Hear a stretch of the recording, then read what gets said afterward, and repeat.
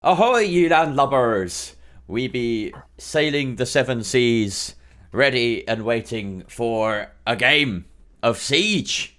I am Jerry the Music Man, and I am joined by, we keelhauled one of the other crewmates from yesterday. Drake has gone into the depths of the shiny brew, and I have a buccaneer.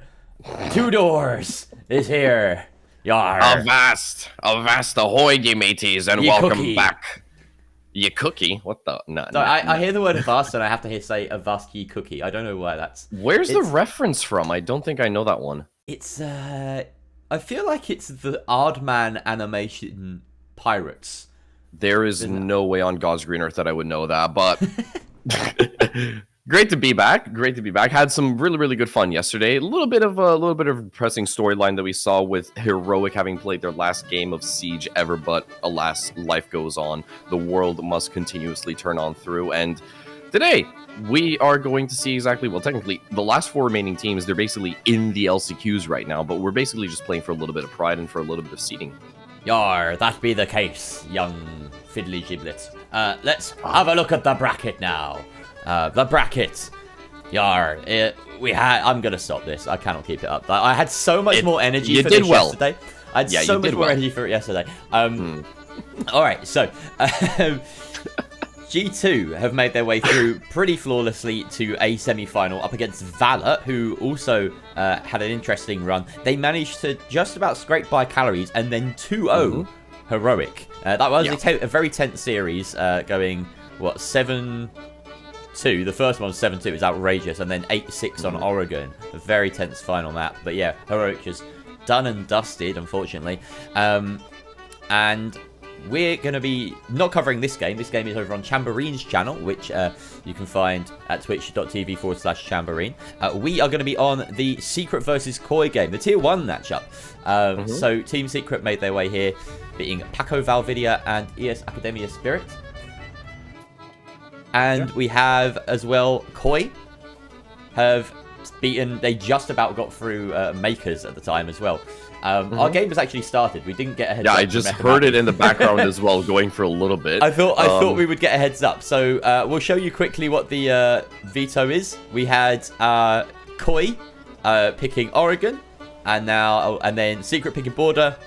Bank was the decider, effectively picked by Secret. So we start off with Koi's map pick of Oregon, and let's head straight on into it, Two Doors. Yeah, right into the action, and obviously we got the ban phase just currently ongoing in the background. I'm personally really excited to see these two rosters, mainly because of the fact that I'm really hoping that Koi are going to be able to put an end to their bad spells from EUL. They've had a very rough time. As we just kind of discussed for a little bit off screen, they've basically gone through 4 play days of EUL, going to overtime twice, but still walking away with absolutely 0 Ws, which is it's a bit of a rough one to think about, considering the fact that not this carbon copy of a roster, but this roster in essence won the Berlin Major last year. True. They fell off. Yeah, hard. They have yet to beat a tier 1 team. This is possibly their only opportunity to do so. If they can't surpass Secret, then they will have finished this stage without assembling a single win against the tier 1 side for the whole stage. So this is their last chance, and it's both teams, thankfully. Oh wait, I'm completely wrong about that. Completely wrong, because both teams have made the the LCQs. The stakes here are lower than they were yesterday. By reaching the top 4, all 4 teams have made their way to the LCQ, so they do actually get another chance to play tier 1 teams. I'm completely exactly right now. The stakes are basically just a little bit of pride and basically keeping seeding as well. I mean, seeding does play a little bit of a factor. I mean, at the end of the day, the LCQ bracket is already pretty stacked up. I mean, you have to remind me who we have in there aside from Dunlimited, because that's like the only name that I can basically think of off the top of my head right now. Well, we've got Dunlimited, and then that is the only team that was confirmed before yesterday was Dunlimited, and since then we know that actually no, both Wild and Into the Breach were also confirmed, but their seeding match is yet to take place. So Wild, Into the Breach, Dunlimited, and now we know G2, Valor, Secret, and Koi, plus one other out of the top 4 teams, I suppose, in EUL, which would be BDS, Wolves, Eminem, and Virtus Pro. And that would be after like tomorrow's game, right? After ITV versus Wild takes place. Yeah, so those games are taking place tomorrow evening. You got VP versus Wolves tomorrow at 1700 BST, and then BDS versus Eminem 3 hours later.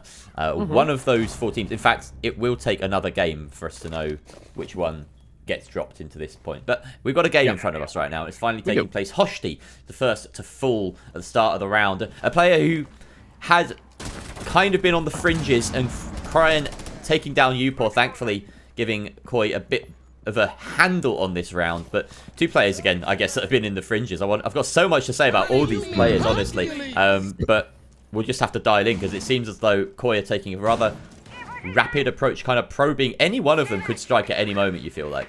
Yeah, and Hosti did try to actually get that done towards Elbow, and he immediately just he was met with nothing but buckshot, to be fair, and eventually they did get the trade off, completely secured, as Cryan is now trying to maintain control of his laundry side and just apply a little bit of more direct pressure, but nothing really amounting to it so far, as Fowls might be considering to actually go for a challenge. Spots out a little bit of intel, and the swing is right on the money. Beautiful shot there, but Leon Gids trades it right back onto Savage.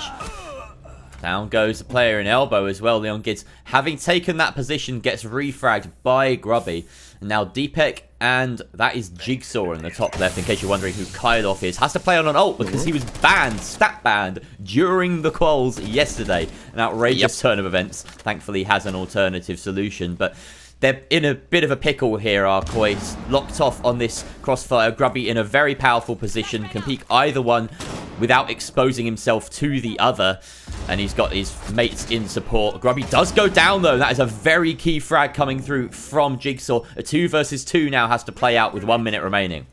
Yeah, it's going to be rough for them to piece this one together. Technical 2v2 with plenty of time left over, so the opportunity is there, and Jigsaw tries to strike first, going to reattempt the swing right now, but still not yet tempting fate. It's getting a little bit rough right now, and all Team Secret have to do is just lie back, wait for contact to actually be made. The ball is in Koi's park. What can they actually piece together? And Deepek, he has now fallen to the wayside. Fowls will claim him, and he'll also claim Jigsaw by the very end of it. Team Secret, they walk away with the first round. They got off to a very hasty little start, but they managed to apply the brakes just a little bit, dictate the pace, and just like that, they take it away. So we have some interesting insight in chat, actually. Mamsu, thank you very much. First-time chatter, welcome. Secret lost Oregon defense, Oregon basement defense 4 times against Paco Valvida yesterday. Yeah, I was a bit curious as to see, like, the fact that they lost a map even to one of these sides. Obviously, we did get the joy of seeing that unfold, at least not ourselves over on this channel. So interesting to find out that, and maybe goes some way to explaining what's gone on here in the map phase with Koi picking Oregon into secret here. My brain is like in absolute overdrive right now, trying to get a grasp on the overlays and all of the silhouettes. It appears as if we have been. We've been plagued with this particular bug, unfortunately enough, and there's not much that we can do to fix it as things stand right now. That would entail for us to go through an entire lobby reset, and even then we can't really guarantee that things are going to get fixed. So unfortunately, this is the reality that we live in. There's many more blue silhouettes than there are orange, but it's just the way it is. It threw me last round quite badly because I lost count of how many people there were. On each side. For some reason, my brain just didn't work properly. So, yeah, I thought it was a 2 versus 2 when it was a 2 versus 3. And, you know, Koi still had a real mountain to climb at the end of that round. We've got ourselves round 2. It's going to be a Dorm's defense, as per usual, as expected.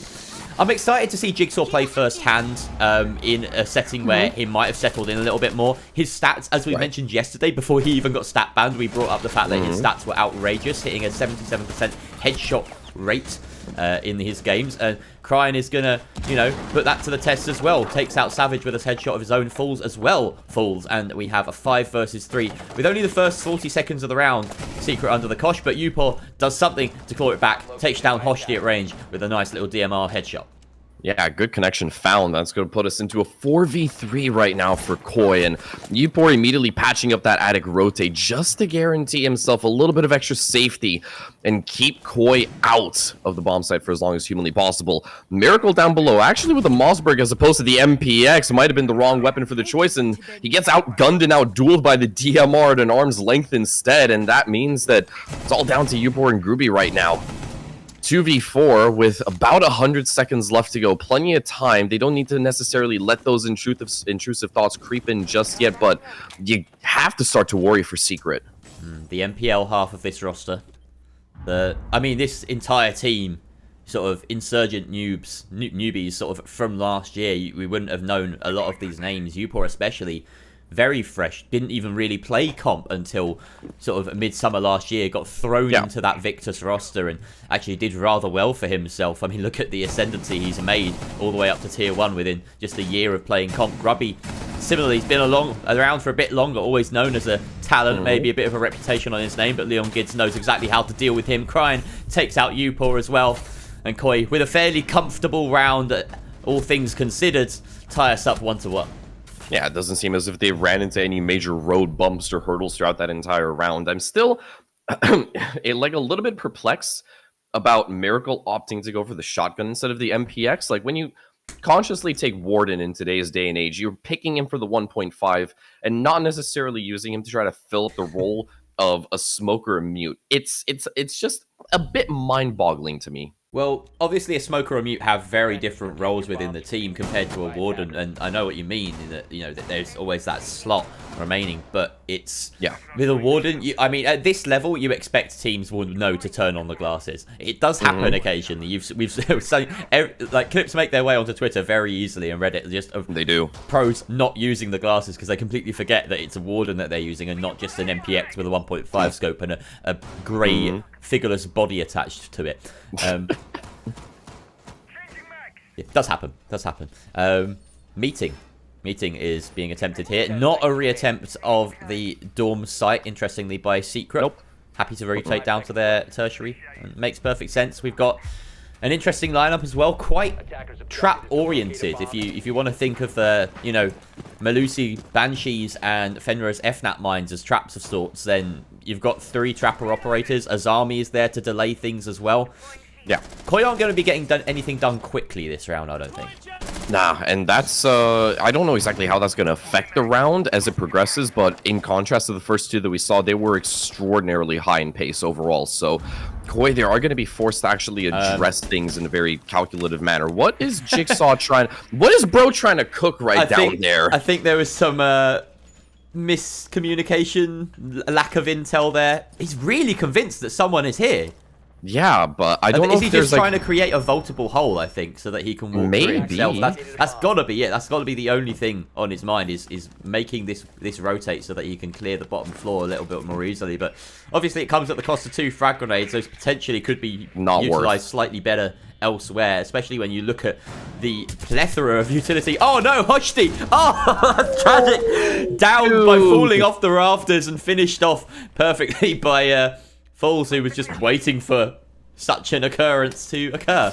Turns out that no matter how well you land the movements for the drop from T3, somehow you still always end up dying. And there's Jigsaw finding Falls on the trade. A little bit delayed, but they do dispatch of Secret's highest fragger so far within the opening 3 rounds.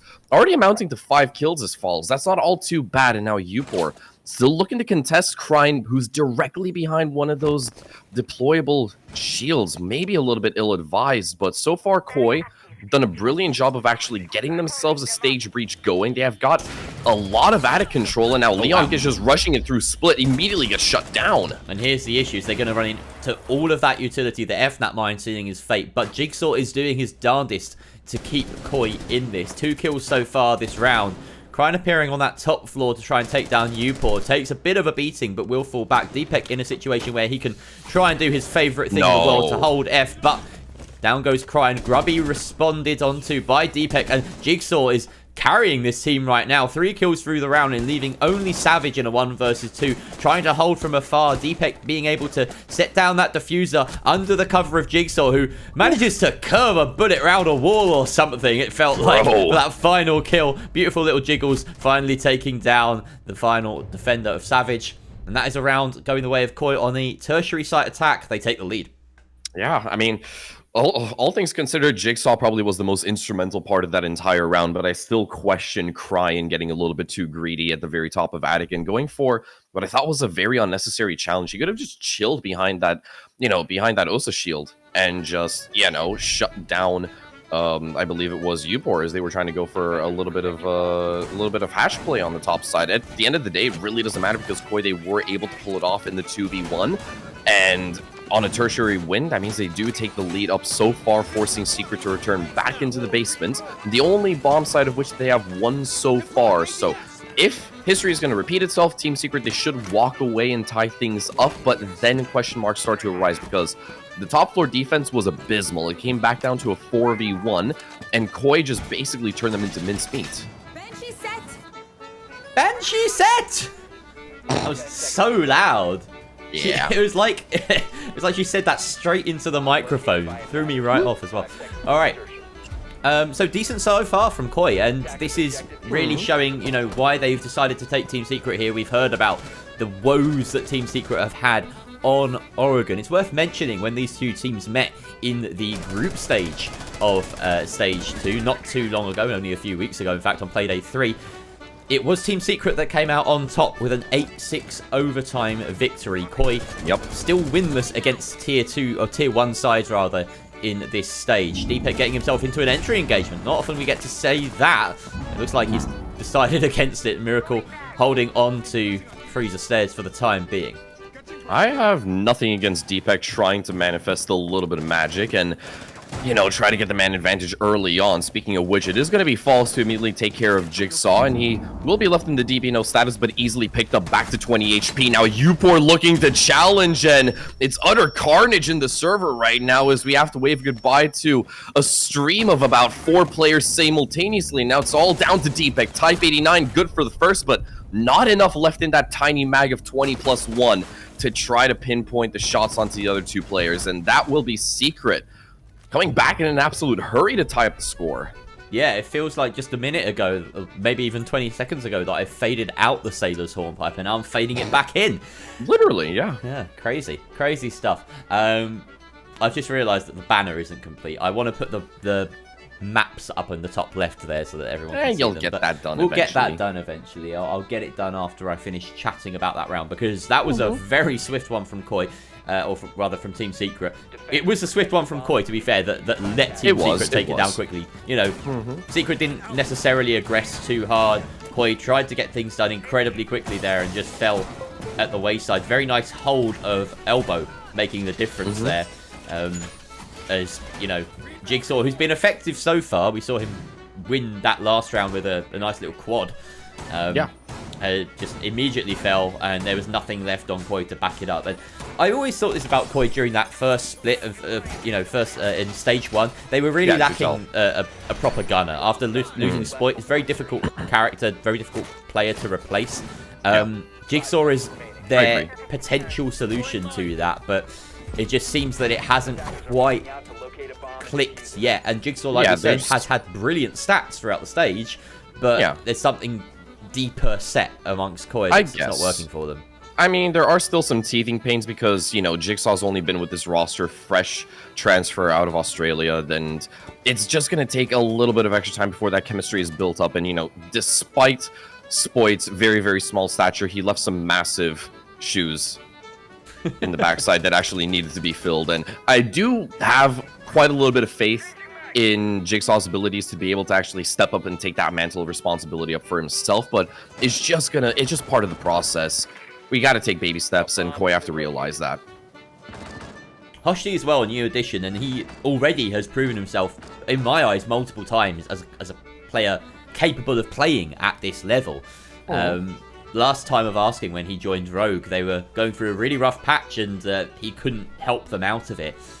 It just seems like it's almost an unlucky story for Hoshti so far, and I'm really backing and hoping that he gains some redemption. But to be honest, these stages, you know, they're so short. It could be that his journey is over during the LCQs, and then that's it. You know, it's another few months out of action. So I do feel for some of these players that try and, you know, just jump in and make their impact known. And it's just a really, really punishing format that doesn't allow anyone really to settle in very quickly. Miracle taking the brunt of a nade, but he will survive with just the 1 HP for now.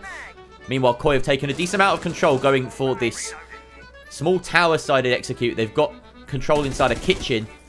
Jigsaw trying to work the vertical. He is protected from the player behind him inside of monitors, but there are soft walls, so Falls could spring a trap at any moment. Yeah, definitely so. They will have to address this server hold at some certain points. Obviously, Savage is back there to, well, basically back him up should anything go horribly wrong, and Crying immediately going to send it up, but unfortunately can't. Actually, the diffuser was going down. Hang on a sec, it's been denied. Fouls with the C4 is going to shut down Deepak, and that means that the case has gone cold. Groovy will shut down Leon Gids as Koi try to scramble something together as Hoshti barges his way in through to the foosball table, picks up Groovy on the way, and now he's caught the attention of Upor, and that's Jigsaw also chiming in with one of his own as he remains down below and staving off the last couple of players from security. It just feels like if they'd emptied out servers, it would have made a big difference. They've had, you know, an eye on it for so long, but Cryan does manage to nab a freebie through that kid's window.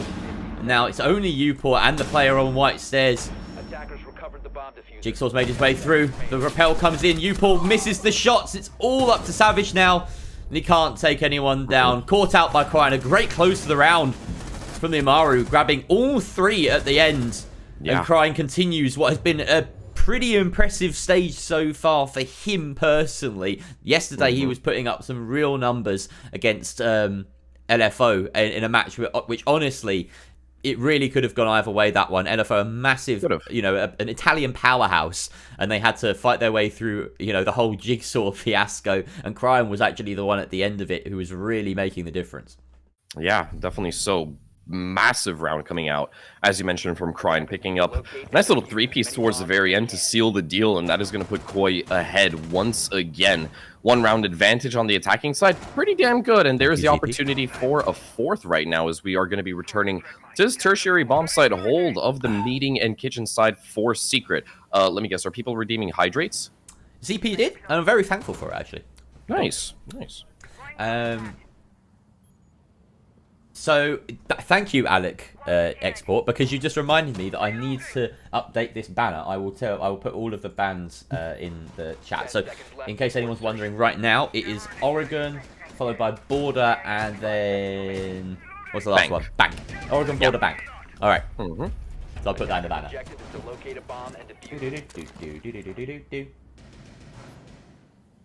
What a bop. It is an actual bop, isn't it? No, I'm thinking of a different song. Like you know that song from basically every single motivational video. I think was it in I'm not sure what you're talking about. I'm going on a side tangent. Don't regard my existence at all. See, I often think when I'm about to fade in, sometimes I hear the Captain Pugwash theme instead. Because that's the other pirate theme that's on loop in my head. Okay. Pretty good one. Oregon is Koizvik. Yes. And then we have an entry frag from Leon Gids. Ooh. Onto Savage. Yeah, Savage actually went for a run out from School Bus. He's not having a good game. 1 and 6 right now. Nightmarish. He really wants to put this... Well, I hope he can turn it around, but if he's not able to, then this match, or there's a map in particular for Savage, needs to get put in the rearview mirror pretty damn quickly as well. This round needs to go to Secret realistically as well. When you look at it, we've got that 3-2 so far scoreline for Koi on the attack. Upor taking out Leon Gidge, who is still lingering outside, and that's the Dokkaebi down. No more logic bombs will be making, Secret's life a little bit less annoying. A little bit more bearable for the rest of this round. And this is the Yukin take. Just an Ossa shield inside of Big Tower to try and get a plant down in meeting behind the stage. I mean, if it ain't broke, it works out I don't know well. if I would describe the Yukin take as ain't broke. I don't think the success rate was very high on this strat. But, if Koi can make it work, they can make it work. They've won a round already off the back of that. But to be honest, it's more off the back of Jigsaw going ham. So that can you do it again? Very true. And, well, that's Falls immediately finding one and then getting traded off by Deepak. And that's Jigsaw also pushing up fairly deep towards the mouth of this kitchen side. A Miracle on top, well, of the kitchen counter. Got a nice little angle over the fridge, and Upor still maintains control over this attic side. Groovy's actually managed to retake all of T2. This is a little bit worrisome right now for Koi because they've lost a lot of the control that they fought so hard to gain. Krine is going to have to try to address that as Deepak does get caught out lacking. That's the case. Now in control of Upor as well. They try to go for a dual swing as Jigsaw finds another. The Mossberg finds a connection, but Miracle will be rewarded with the final frag of the round. And Koi, they fumble the bag pretty badly in this round. Yeah, that was a scramble at the very end, wasn't it? Losing control of the top floor, it was a house of cards. If the top floor represented any card, it was the one at the bottom of the pile, the bottom corner. Yeah. The banana in the big... Wait, no, bananas don't do that. I was about to make an analogy about when you grab a pile, like from a pile of fruit. In like supermarkets, they have like pyramids of fruit sometimes. The really fancy ones. Naturally, yes. Yeah. You can't do that with bananas. No, you can't really pyramid them up at all. No. Let's say melons. They took a melon out of the bottom corner, and then the whole of Koi just came tumbling down. Melons everywhere. Clean up in aisle 3. I mean, not really a cleanup because I think melons are pretty sturdy. They wouldn't like splooge all over the floor. They'd still be intact. They just need to be reorganized. It'd be more like, but you don't want to have people like in that aisle when it happens because it's like bowling balls. At all. They take your feet out. True. You go.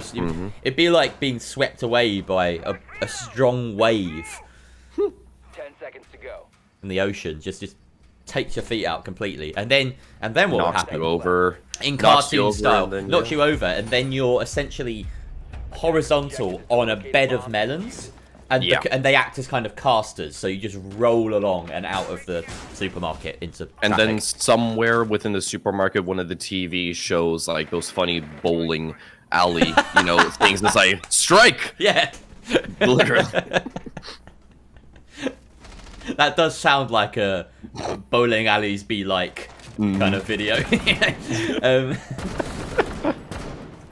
Alright, well, 30 seconds efficiently waffled away I'd say, for the start of Oregon. Good I job. think we Good could job, have us. waffled a little bit more because I don't anticipate anything happening for the next 35 seconds, honestly. Well, nobody on Koi is going to be moving for the next few seconds because, of course, that EE1D locks them in place. Koi retreating back to the site partially. We do still have some roam presence on that top floor, and it feels like at this point in the round they've very much committed to that because you would expect Team Secret to have locked down some of the flanks, especially with the Nomad in play. Cryan locked in the center of this map with monitors under his control. He's got Jigsaw at the top of that freezer stairs, a fairly common position to be playing as a pair. And I will eat my words, actually, because Team Secret have not locked down this portion of the map just yet. And, of course, they have the easy retreat of falling down the stairs or falling down the hatches. Hoshti, as an Oryx, decided to hop up to meeting for a brief moment, but decides against lingering any longer. Yeah, you can actually go back up the server if you really wants to, as Jigsaw does find the opening onto Falls. That is the buck completely dispatched of. Not all too bad for an opening frag so far, but Team Secret now going to be down in the dumps. 80 seconds left for them to play with, and Koi immediately just heading back for the hills. And they're just going to chill out on the bomb site after finding that opener, and they just really don't need to do anything. It's all down to Team Secret to see what they can salvage out of this round. Yeah, it's an excellent opening gambit from not just Jigsaw, but Cryan as well, who is assisting him in that position. He's waiting for that vertical play to come through. We have a hacked drone as well, a hacked drone on the meeting hatch, giving full visibility over this push that Grubby is sort of dicing with at the moment. Miracle dropping down to assist from Blue. And Team Secret have to try and get this done at a man disadvantage. One player at every ingress besides the laundry. But a nice drop coming through from Grubby and Co on that main stairs position. Hosti rebustling against Savage. The 4 versus 3. Still strength in this pillar's position for Secret, and the main push is untouched. 25 seconds left. They take a pause to assess what's in front of them. Yeah, Leon Gids needs to activate very soon, but Deepek is going to take that up to himself. He shuts down Groovy, and now it's all down to Upor and Miracle inside of the bomb side guard. They could actually go for this plant attempt. It's not going to be all too pretty as Upor is the first to fall. Now Miracle needs to trade, and he might get away with one exit, but promptly shut down by Deepek, and that is Koi with a very, very convincing first attempt of the defense so far. Technically, second attempt of the defense. Really, really clean round. Oh, no, that was just the first one, round. Yeah. Well, we've traded rounds back and forth constantly. It's 1-1, 2-2, 3-3, and it's always Secret that have been playing catch-up so far. Koi are not letting that trend buck here. And speaking of buck, losing him at the very start with that C4 really determined the round, because you can see every day of the week you should be able to hold on to a basement of Oregon at a man advantage. So perfectly played by Koi. There was no luck involved in any of that. Just an absolutely deserved win there at the start of the defensive split. Yeah, exactly. I mean, the opening little bit of duo action that we saw between Jigsaw and I believe it was Deepek as well within security and the freezer stairs. That Jigsaw was just really, and really Cryan. It was Jigsaw and Cryan, yeah, excuse me. And then towards the very end, I mean, you saw just how well their contingencies were and their backup plans. They basically had everything going in their favor. They were holding on to all of the cards. They played their angles, and they had a really, really great amount of crossfires established. I mean, I can, if I really want to be nitpicky, I can criticize the one C4 that was tossed by the mirror, because that kind of like didn't land in E-box. It kind of landed instead on the shelving units, but that's just me being very nitpicky for no reason whatsoever. They still walked away with a round, and Deepek did a really, really good job of closing at the very end. I think what's interesting here is that we're watching a pair of teams that are both quite clearly warm, and it hasn't felt like that during most of Stage 2, right? Yeah. They play singular best of ones, a very early frag there coming from Jigsaw, aggressively peeking inside a small tower, backing himself. He also has the support of Cryan here. This duo out on the roam, really causing a lot of problems for Team Secret on their attacks, and they have to deal again without Savage. 1 and 8, really not his day. The Portuguese, what was he? They called him Ronaldo. I'm just trying to think of the word that isn't starlet to describe Savage. He's a Portuguese wonder boy at times, but he's really not shining today. Wonder boy, definitely not what I would have gone for. I had a point about the fact that both these teams are warm that I may come back to as well. Yeah. But I mean, Savage is probably the only person that's asleep at the wheel currently, but I hope in time for map number 2 that, I hope in time for map number 2 that will eventually change as Hosti does pick up one onto Miracle. Frag grenade tossed out. but there is no one on the opposite end to receive that. Jigsaw has managed to get his hands on yet another drone on the side of Team Secret, and things are looking ever so worse for the attacking side now. I don't think I've seen a more effective Mozzie in play in a very long time. Grubby deciding to take matters into his own hands. A quick execute on the top floor, and he can't win the fight into Attic. Just about. Bit of a scrappy one. Whips out the pistol for the Azami, but gets taken down. And the Koi guns come alive on the top floor. Crying as well, tagging in to take down the player at the bottom of White Stairs. There's the roaming duo returning to the fight, but the anchors have done most of the heavy lifting already. Great round from Koi, and they finally put some daylight between themselves and Secret. And that point I was going to make about both these sides being warm, particularly Koi. Yesterday, let's think about it. They played a best of 3 at the start of the day against... Who was it? Who did they start up against? It was against Team 86, all 3 maps. A really tough slog, that. Another best of 3 after that against LFO. 2 of arguably the best tier 2 sides that we have to offer down here. You know, very good competition to go up against. 6 maps in total. That's more than they played during the whole group stage. They only played 4 in the whole group stage. So yesterday they, you know, played 150% of the games that they'd already played against really good sides and their best of 3s. They're games where you can really get into things, really warm up. So now it feels like we're watching a slightly different team, a different Koi, and I'm really glad to see it. Yeah, it's a little bit of a shame that, you know, both of these two sides, they have fallen victim to the format, and they just really aren't given the best of opportunities to truly let themselves shine in what is a very, very confining EUL schedule, kept purely and exclusively on best of 1s. But now in best of 3s, yeah, they can definitely take it all the way and show us exactly what they've been working on for the entire stage, what Twister is able to bring to the table, what Sathis and Co have been working on in the back end so far, and I'm all for it. I really don't think you need the 2 groups, to be honest, with 10 teams. I think you just do a full round robin. Why not? Yeah, I 9 think play so. days. Do it. You'll be better. I know it's, you know, it's 4 more play days at the very start. Quick rush here as Falls gets in, drops a smoke, goes to the plant. Uncontested. This should go down fairly easily right now. Nope. Clock reset all the way back down to 45 seconds, and this is time for Koei to scramble. A C4 tossed on through, and it nets a TK instead. Leon does salvage it. He trades it off by finding Savage, and Miracle is just going to add more salt to the wounds right now for Koi. And Falls is sitting on top of Diffuser, guarding it with the shield. You couldn't ask for a better operator to hold firm. Grubby and Miracle grab one apiece. It's all up to Jigsaw. 20 seconds left. Surely that's it. An exceptional rush from Team Secret, but where was the Koi defense? No verticals even to keep an eye on that quick plant. Nope. Nothing at all whatsoever. Really, really great read coming out from Secret. They had, I don't know exactly what kind of intel was being passed through along from comms in general, but it seemed as if they had enough and exactly what they needed to just jump the gun and go for that kind of very fast little execute, drop a smoke, make sure you turtle up with the blitz shield, and then just stick the defuse down entirely uncontested. And Koi, well, they couldn't have caught up onto that at all whatsoever. I don't even think they had the tools at their disposal to realize and gain intel what was actually happening prematurely. So great little opening attacking round coming out from Team Secret, the first in the second half so far. And we're going to go back down to the basement to see if Koi can once again maybe already find a 6th round and get themselves on map point, or if Team Secret can tie things up.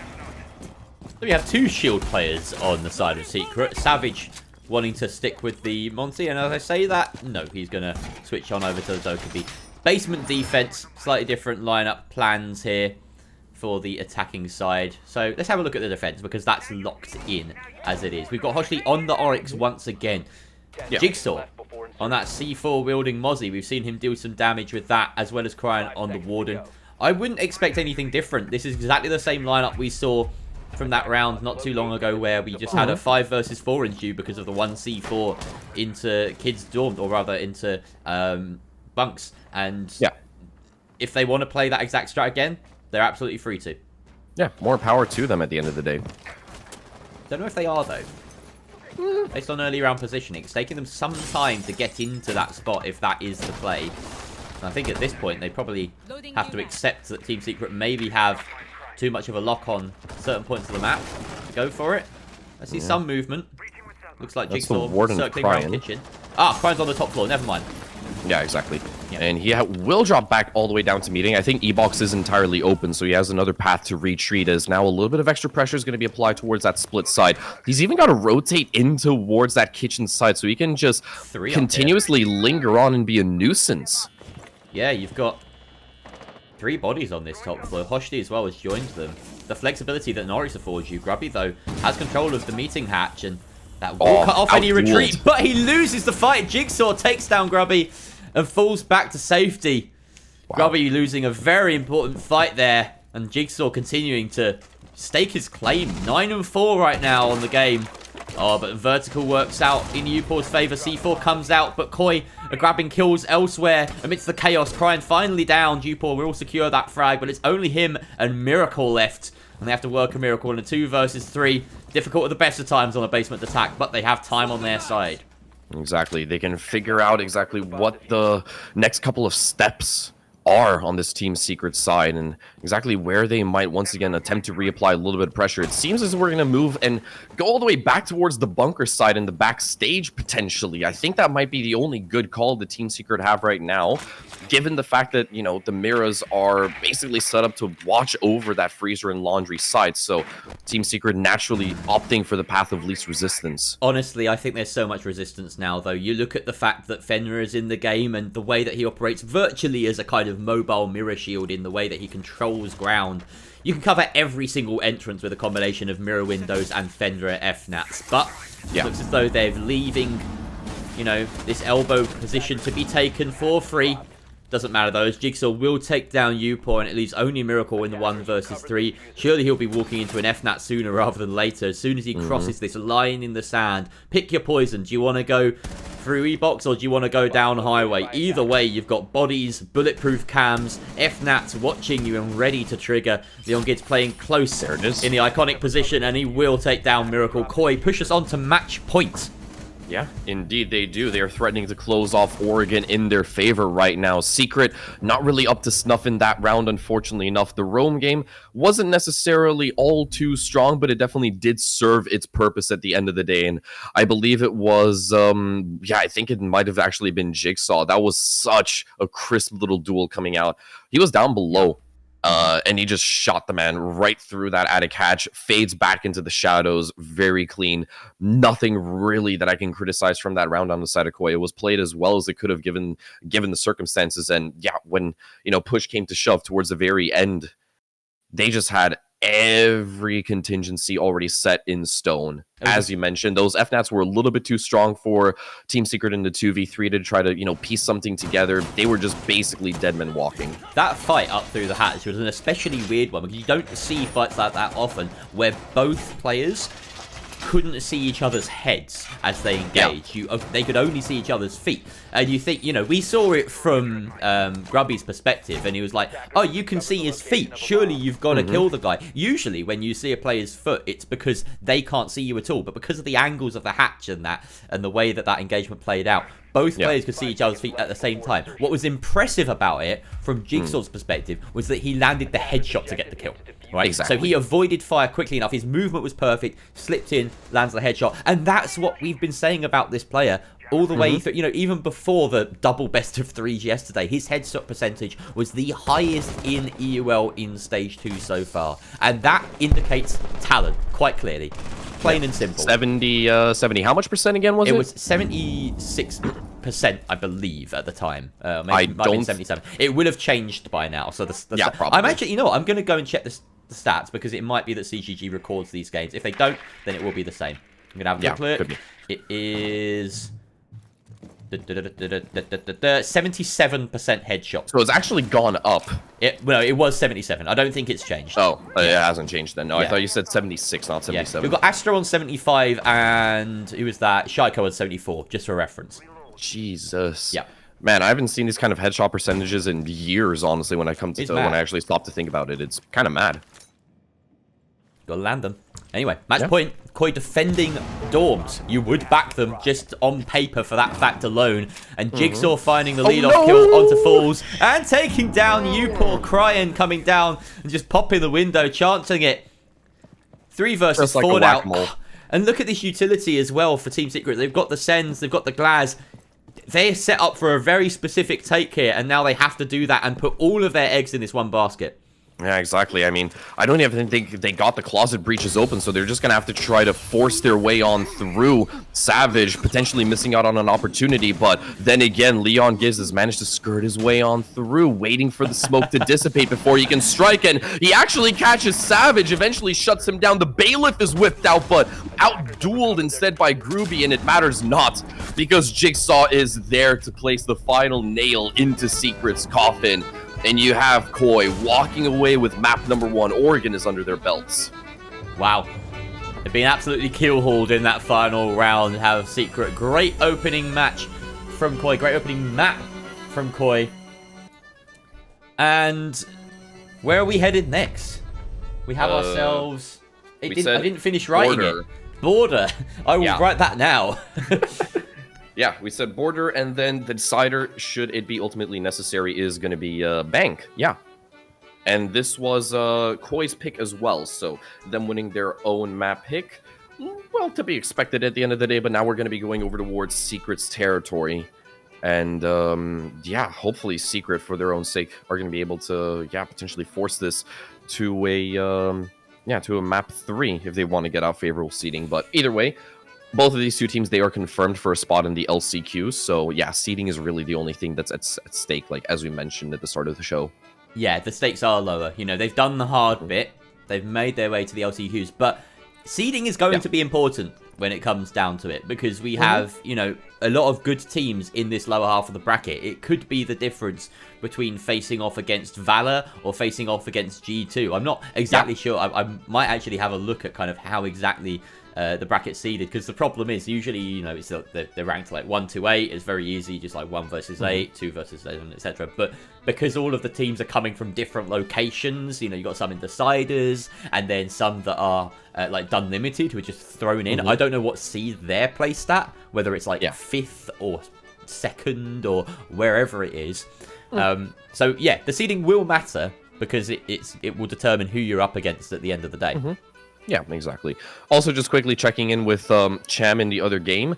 It is currently 5-4 in favor of G2 on map number 1, which is Chalet versus Team Valor as well. They're putting up quite a freaking fight, Team Valor. They have been probably one of the most impressive sides from the Tier 2 circuit that we have seen this entire stage, and I guess this entire year as a whole when you factor in the Rumble and the Combine.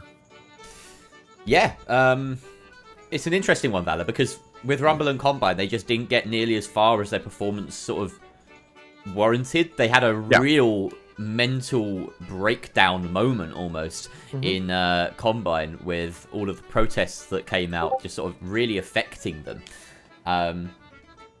But, you know, apart from that, their performances were very good, and everyone had them pegged as like one of the best sides in EU at the time. They just didn't get their chance to kind of prove that, and now it's finally come good at a point where it matters most. It looks like Alamau's lacking out, unfortunately, in this game. Alamau is they have a game crash. No, I did.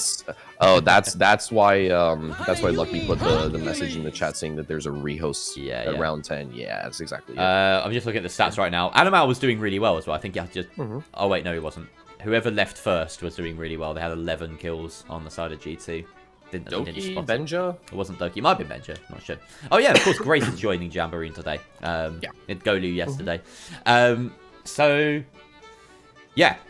Well, let's cut back to some bracket stuff. Let's have a look. So, this is the ban phase. Of course, we're heading to Border now. So, you've had literally Boregan. Like, the two quote-unquote most boring maps to play out. I don't know. That was a relatively entertaining Oregon. We had a few rush strats. We had some interesting rounds. Some rounds that were just determined purely by the opening kill, which is Oregon in a nutshell, you know? Yeah, and I think, especially during that first half for, it was Secret that were on the defense first and foremost. I think it was in the first half. Koi did a really, really good job of somehow still walking away with pretty decent results after almost bum rushing every single one of those opening defenses. Like, it's a little bit strange to actually think about it. Yes, it was a 3-3 split, or was it a 4-2 split? Yeah, it was a 4-2 split towards the very end. on the attacking side for Koi. Really, really good results. And just kind of, you know, finding those chinks in the armor and hitting Secret where it really hurt them most on the defense. They only walked away with 2 basement wins. AJ's in chat. I need you to go and slap Leon for not picking Nighthaven. Yeah, just go do that for me. All right. Shall we do a break? And then back. Yeah, let's do a quick break. We should. Let's do a quick one. We will. I'm just going to have a look at the lobby. We'll do a very quick break. We'll see how long it takes. It won't be very, very long. So stick with us, and we'll be back in a few.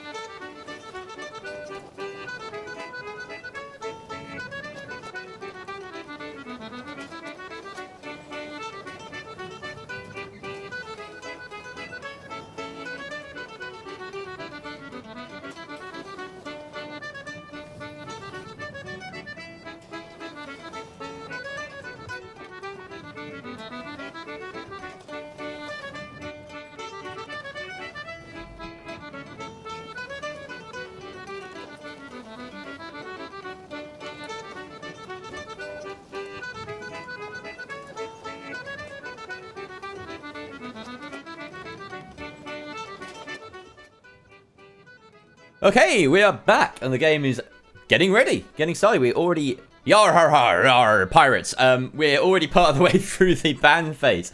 And Koi up a map after a fairly convincing Oregon, it has to be said, their map pick, and now we go on to Secret's map pick of Border. Yar. Border.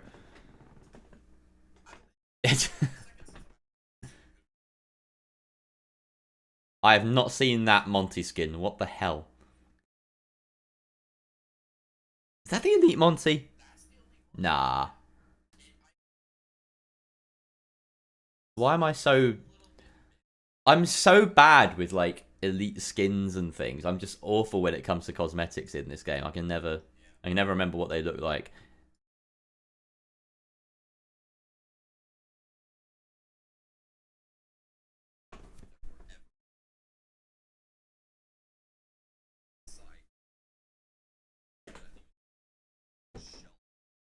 Oh my god, velvet shell. You know...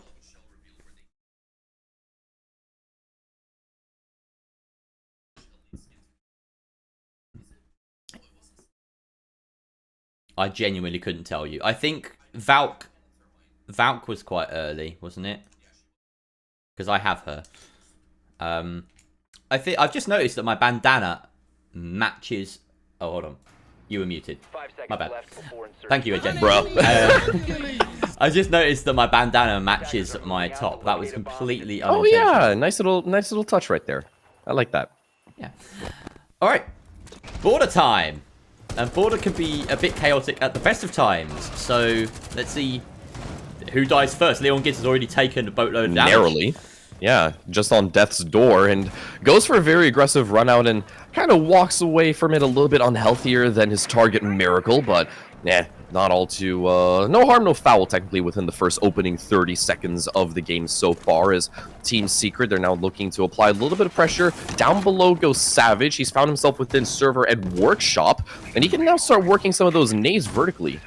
Definitely an option, and he's going to do this while the plant is being attempted. Out comes an EMP to disable all sorts of throwables, and at the moment, there's no response. The C4 does come out, it connects with Bone, but the EMP was connecting the whole time, delaying it, and it has enabled the plant.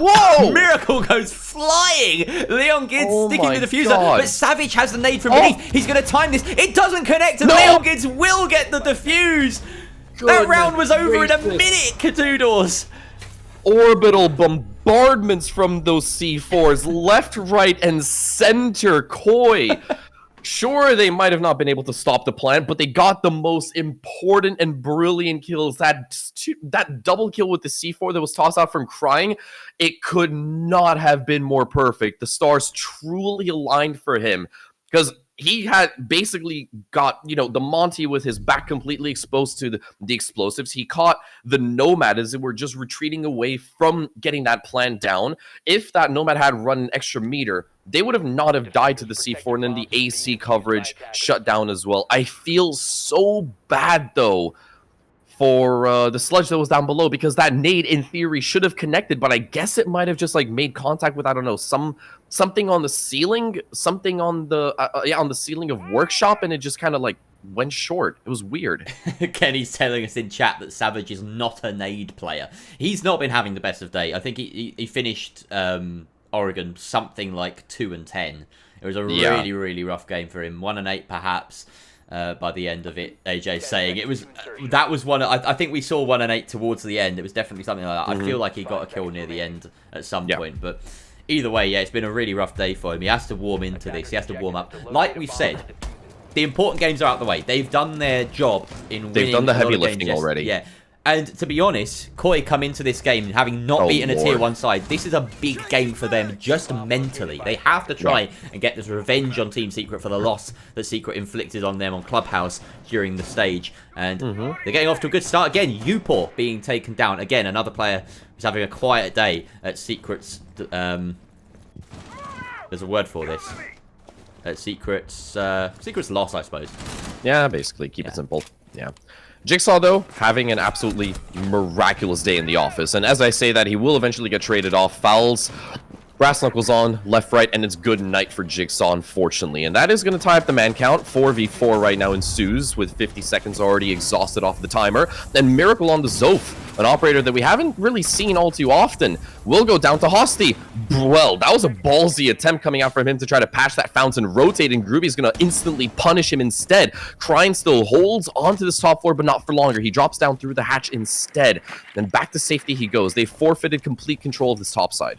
Chaotic early round, and like you say, Team Secret have made relatively good ground here. Only a minute elapsed, and that top floor in their control now gives them a simplified game state to work with. Fewer things in their, in their view, a lot in their rear view mirror, but there is a lot of intel going the way of Koi on this defense. Those black eye cameras will persist because Upor has been finished off as the IQ, and you don't know for Secret whether they're being watched or not. Of course, at the moment, we can see Hoshti and Jigsaw not on any cams. They're not being able. They're not able to feed anything to these teams. So maybe these cams have already been taken out for whatever reason. It's maybe hacked by Savage. There's the option there. We see Miracle and Upor watching on those drones as the diffuser is attempting to be set. Leon Gids rounds the corner, gets into a scrap with one, but can't take down the planter as Fools comes off it. Grubby taking out Deepek, and Cryer now left scrambling in the 1 versus 2. Fools setting it down. Grubby on cover from above. I don't think he can get the angle. Yes, he can! Soul takes out Fools! Whoa! Grubby takes out the BP cam as well, and a 1 versus 1 now will play out with 40 seconds left. Plenty of time. Just take a chill pill. Wait for Groovy to make the first move because he's got to recover that defuse. Or no, Cryin isolates the angle perfectly.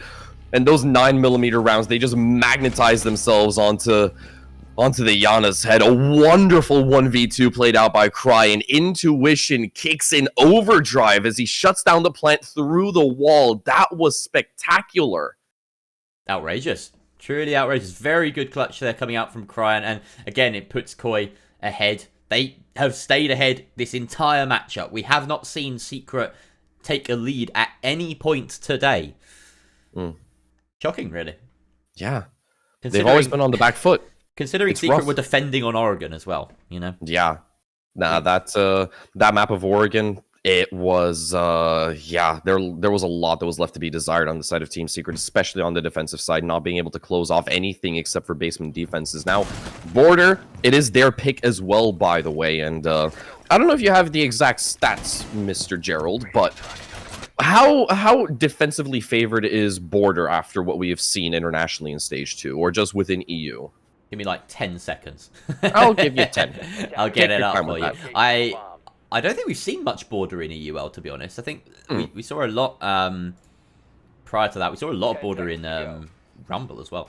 Let's see. So Border so far has now outrageously high defensive win rate because it's only been played twice in EUL. So 79% in EUL. So I don't think you can look too deeply into that. No, not really. Far.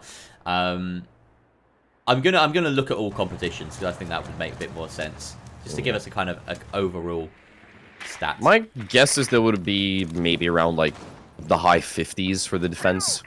Why can't I find it? God, I swear CCG has become like more difficult to navigate lately. Ooh, that is such valuable intel being just picked up by Upor. They've managed to locate with some of those yellow pings exactly where Jigsaw is, well, whirling about. C4 actually doesn't connect it. I think it's stuck on the barricade, and that narrowly found Upor outside, crying, wishing that he would have walked away with an opener right there. GGG's just broken, by the way. I can't actually do it. Unlucky okay, Kentucky. There we go. There's the intel from the source, Kangaroo Kenny, ITB coach. Very defensive favored, apparently, in their games against Koi. Was it against Koi? No. Plant's going down. Plant's going down. By the way. Deepex, C4. Good denial. Easy peasy, lemon squeezy. Fouls will punish Deepak for trying to, deny that plant. Crying is going to trade him back instantly, though. You won't get away with that so easily. 4v2. Miracle and Upor. Now just Upor. Now just Miracle, and now just nobody. Koi, clean as all hell. I missed the whole round looking at stats. Damn it. You didn't really miss much. Just a lot of Koi dominance in that third round. Fair enough. I will mark that down on my notes. Koi dominance. I mean, I don't know if I really even need to write that down, because look at the score. 3-0 and 1-0 on maps as well. Team Secret just not getting a handle on this map at all. This is Secret's pick as well. They go into this knowing that they have to get some attacking rounds, surely. They're really struggling. I mean, if what Mr. Kenny, the coach of Into the Breach, has said, if Team Secret walk away with a 1 round or 2 rounds, they should be relatively safe, but I kind of feel like Koi is building up towards a clean sweep. Not gonna lie. Koi played Secret on Club, correct. I think it was... I'm going to stop looking at chat and the stats because my brain is melting thinking about Border and thinking about stats in general. Let's just dial into the match right now. And who's hot and who's not. There's a lot of Secret that are not right now. Fools and Grubby are the only ones to rack up kills, and it's only a single round's worth, 5 between them. Meanwhile, Koi, of course, sitting on 15. 10 seconds to go. And Cryan hasn't died yet. 7-0. He actually has... Wow. 5 seconds to go. Man actually hasn't died. He was so damn close to the reverse James Bond, but he just had to get 1 assist. Man, the audacity of Cryan. I can't believe it. He's ruined it. My OCD is in shambles. I've been made to hydrate a lot. Wonderful. I do have a bottle of water with me right now, but I accidentally left it out in the sun just a little bit earlier, so it's lukewarm. Okay. I'm being drowned. Not good. I mean, if anyone should be hydrating, it should be me, considering what kind of tomfoolerish activities went on last night. Yeah. And you went in and redeemed hydrate as well in my own chat, didn't you? Yesterday I did 3 of them. Today I haven't. Everyone gets 3 per stream, just so you know. Right? So if you drown me all at once, then that's it. You don't get to do it again. Koi just bossing this game. Bro, no the MPXs, they're on fire right now. Yeah. They just come in clutch. Both Crying and Leon Gids in tandem with one another, and Crying is just gonna add more tallies. I have to go refill after this round. But yeah, that's that's fine. That's one way to start it. Savage is just, oh man, I'm gonna stop talking about Savage now because I feel bad.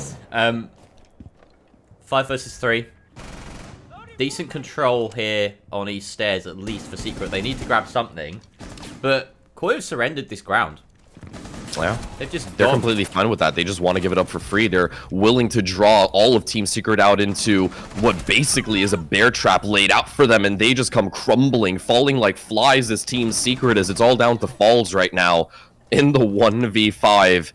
Is just moments away from being considered a flawless round, as the swing comes on through. It's punched in. It's locked in, crying.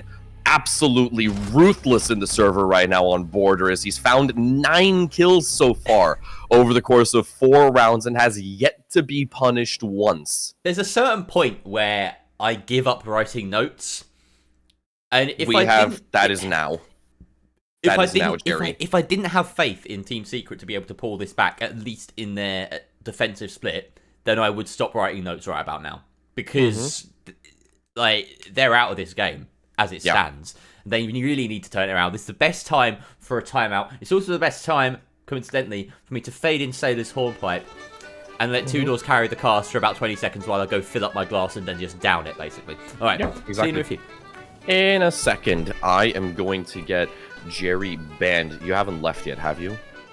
No, he's left. Okay, wonderful. I honestly couldn't tell. I don't have his camera feed up, but we're gonna get Jerry DMCA'd. We're gonna get him banned. We're gonna get him in front of the Supreme Court. Rick and Morty, you got to come up with something good. I know you've been spamming a couple of copy pastas throughout the entire day so far. Come up with a banger for me. Come up with an absolute banger, and then in the meantime, I'm also gonna go ahead and redeem some of my hydrates because I feel like I have to. If I can find the button. Wait, my button's disappeared. Oh no, my button's disappeared in the Twitch chat. God, I'm so bold. Yeah, you are. I have to put so much crap on my head for my head not to occupy like 90% of the camera. Alright, there we go. My, I don't know why, but like my channel points button was broken. I have to refresh my page and see if it pops up. That's a blessing for me in disguise. Yeah. Oh no, it's back. It's back. For anyone asking, yesterday someone did actually figure out this is an ironing board cover. And you just happen to have a shirt that also matches that. Yeah, it wasn't intentional. I just picked some stripy shirts, and I had this one ready. Wonderful. Yeah. It works. I've also given you 3 more hydrates, so chin chin. Thank you very much to Rick and Morty, Cryptic Runner, Custom Grow 420, Absolute AJ, The Mevs, Sly Uniform, Weed Puma, Hawk FPS, Nano Stealing, In 3 and 2 Doors for all of the hydrates, and Rick and Morty for the L plus Ratio plus No Wenches plus Maroon plus Has Scurvy plus Fell Off the Helm plus Clueless plus Touch Gold plus Zero Plundering plus Got Sank plus Mutinied plus No Swashbuckling Skills plus Fake Eye Patch plus Flagless plus No Rum. There is no recovery from that, Jerry. Retire. Time to drown. It's done. Myself. It's Jover. It's appropriate. I'm drowning myself. That's it. Yep. We're gone. We're gone. Thank you, South Park, as well.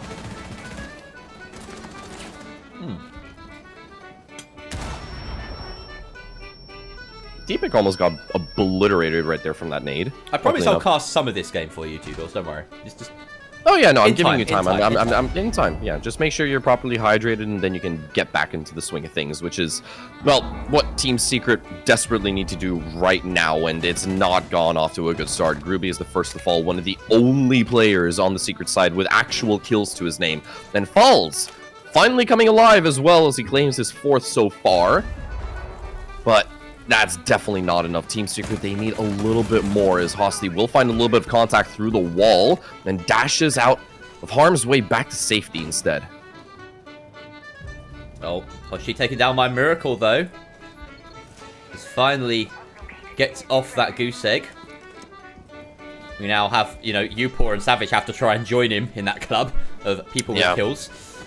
It could happen, Cryan also receiving his first death makes a big difference, potentially, given the form he's in right now. But Jigsaw is also a threat to contend with 5-1 himself, and we saw how effective he can be in that last round. I'm in awe at the number of breaching patches currently being rocked by the Team Secret side. Of course, they've decided to go without a dedicated soft breach, so that's how you deal with that.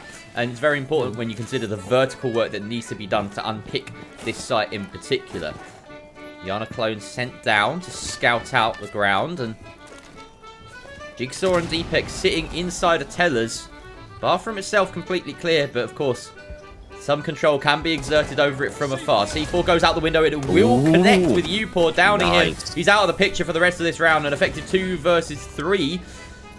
It becomes a 2 versus 2 as Savage finds Leon Gids. Deepak and Jigsaw, the last alive here, as Falls tries to set this diffuser down. Savage on the cover, and he will have the lineup. Can't connect with the second. Jigsaw escapes with his life in the post plant. 1 versus 2. And now Secret can back away. Jigsaw has to try a different approach. Go through the maze that is this part of border. Heading through vents. Savage has a tight angle, a 90-degree angle. So difficult to contest for Jigsaw.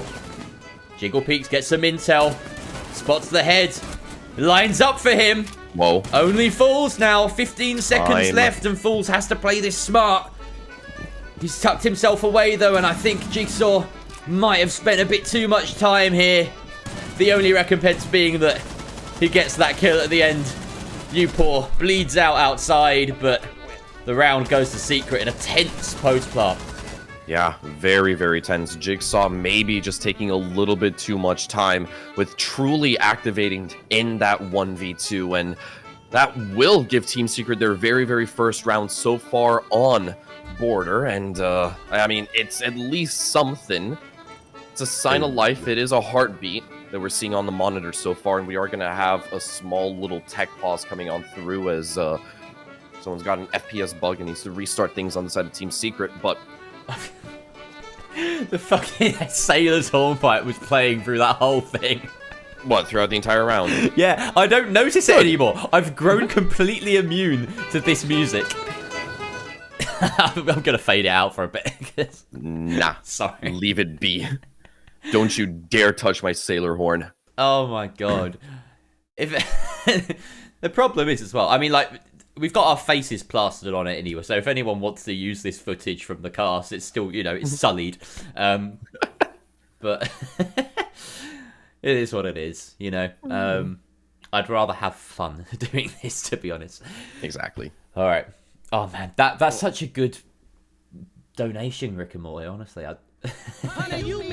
What, has he cheered with more bits? No, that bits one from earlier. Just yeah, no, that copy pasta. It's that is absolute class. It really is. You can always rely on Rick and Morty for a good copy pasta. He never disappoints. So Secret finally off the bottom there. Very important round for them to grab off the back of a timeout as well. Important to note that they've got that timeout, and now we've effectively got a delay right here. Mm-hmm. So another line to be drawn. Yeah. So this what could be a quick map, what could honestly be a quick series. I'm looking at the time. I'm thinking, wow, I was expecting this to be done, 3 o'clock or something. If Koi continue on this trend, we could get a very quick route to the final. I think it's probably worth, as many of our viewers are probably doing, checking up on the other game at this point in time. Ooh, seeing what's good going that you on. remind me as well. I should probably get that done as well. And it looks as though we are on map 2. So let's have a look at that. Getting a phone call. Let's just quickly hang that up. Yeah, we are on map 2. It is G2 having won the first Consulate. one. Consulate. Lovely. We haven't got any Consulate this weekend. I'm really disappointed. I would have liked to see some. I'm honestly not too mad about the fact that we were able to dodge Consulate. It's not the most exciting map, but it's still, I'd rather a Consulate than an Oregon. Let's put it that way. I'd still rather a Night Haven. Yes. Because I have yet to cast Night Haven. I would rather. I'm yet to cast a Night Haven as well. I really want to. So here we go. I'll unmute this as well, just for a little bit of game sound. Just for the time being, we are keeping hold of. We are keeping a lock on that other game as well. Of course, it looks like we've got all 10 back in lobby, so it should be fairly quick. We almost went back to the piano consultation apparently on Consulate last time. So I've decided, having had a close inspection now. Oh yeah, because you went through the dry run of Consulate just not too long ago. It's unusual to find a piano with sort of gold decoration on it. I would say that. It's a very fancy looking piano. We are actually going to get back into the game now. Yeah, it's super fancy, but is it a piano? Is it a harpsichord? Is it a It hybrid? could be either. It could be either. I will give the devs the benefit of the doubt. Before, it was definitely harpsichord shaped. And it is maintained some of that harpsichord shape, but it's a lot wider now. So I would say it may be a piano. I still take issue with the fact that it's just completely defaced. It's like 2 of its legs are missing. It's resting on a pair of flight cases, and it's got a load of flight cases inside it. And the lid is at a 90-degree angle as well, which is really bad for it.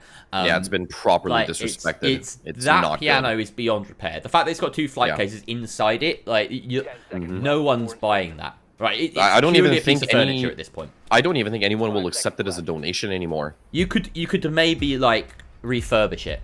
Attackers are heading out to Yeah, I guess. How much would it cost to refurbish a harpsichord in that Refurbishing condition? a piano is like hundreds of thousands. For one that's like that fancy, I would expect, that looks like a proper like deluxe kind of Steinway type. The good concert grand pianos, Steinways, cost like upwards of like £150,000, I think.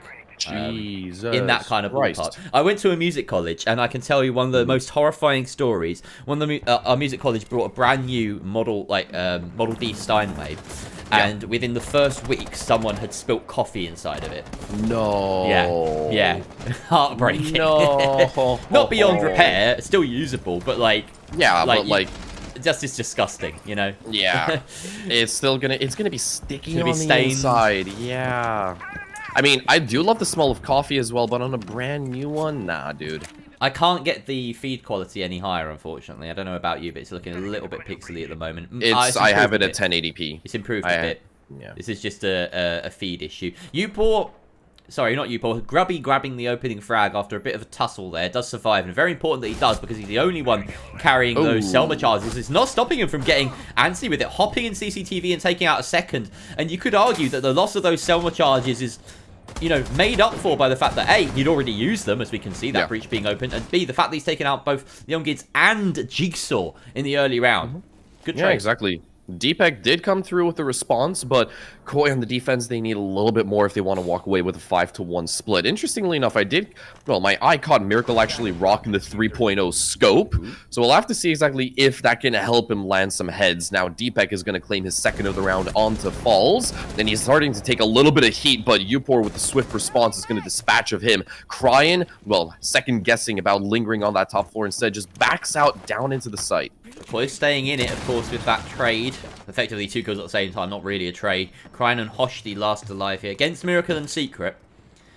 Kryan has been outstanding so far today, so just based on that, you'd want to back them on this defense. But it's a tough one.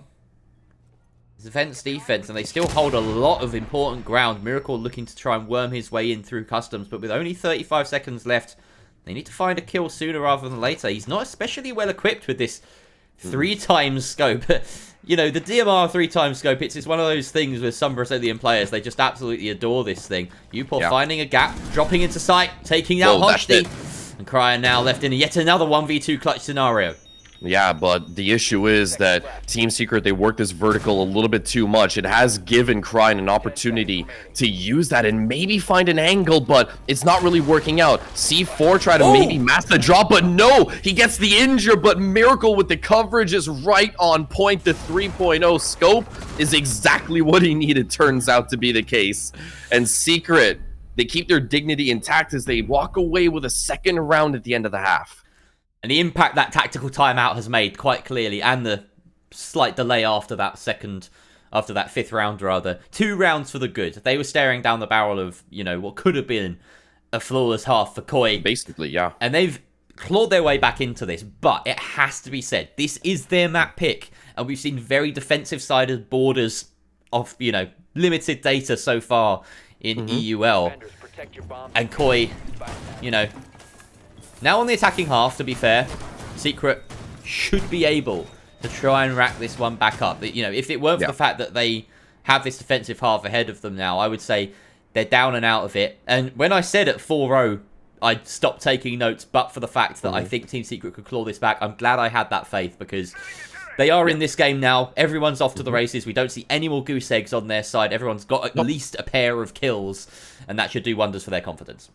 Yeah, definitely so. My only reservation is that I'm still scared about Crine because he's very easily objectively having the map of the stage right now for himself personally. And if he's able to continue just ripping and tearing his way through on the attacking side as well as he did on the defense, and I'm not necessarily asking for him to deliver multi-kills every single round, but just consistently finding one frag every single round for the remainder of this game, it's still going to be potentially just enough for Koi to close this off in their favor and end it off as a 2-mapper. So Crine still remains an active threat that Team Secret have got to respect and dispatch as soon as humanly possible. Jigsaw on 7 and 2 as well. You know, he's being outshone by Crine, but any other game, that's a worldly stat line to have at your name. You see some early entry work being done. Claiming control of East Stairs, of course, is the name of the game here. Upor playing it nice and fronting up, you know, taking these fights. And he needs to win some of these just for his own confidence, and he does just that. Taking out Jigsaw, that is a big boost. But Miracle gets down in the process. Yeah. In support behind him. Should be able to be rezzed, though.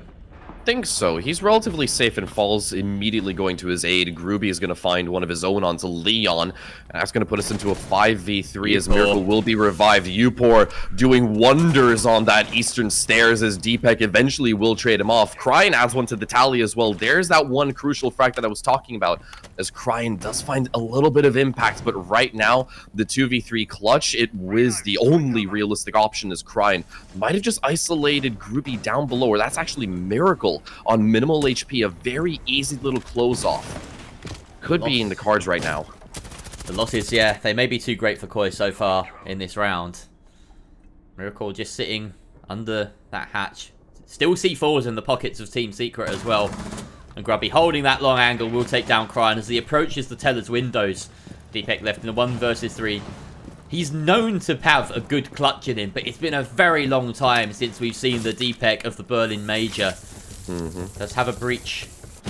Go down onto that barricade just to make it as efficient as possible. There's nowhere else really to use those Selmas at this point. Hits a goo mine though. And now it's a ticking time bomb. Has to take these engagements. Falls. Takes out Deepak. Very comfortable close to that round. They did a lot of the early work in that round. Grubby in particular.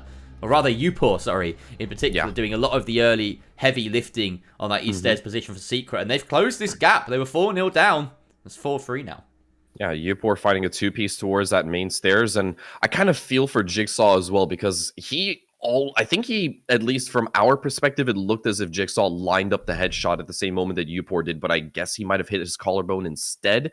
So Jigsaw might be kicking himself a little bit about that opening duel. But yeah, as you mentioned, Upor just doing bits over towards the East Stairs. That was an invaluable contribution that he made to the round overall, and that is going to narrow the gap between these two teams to just one singular round.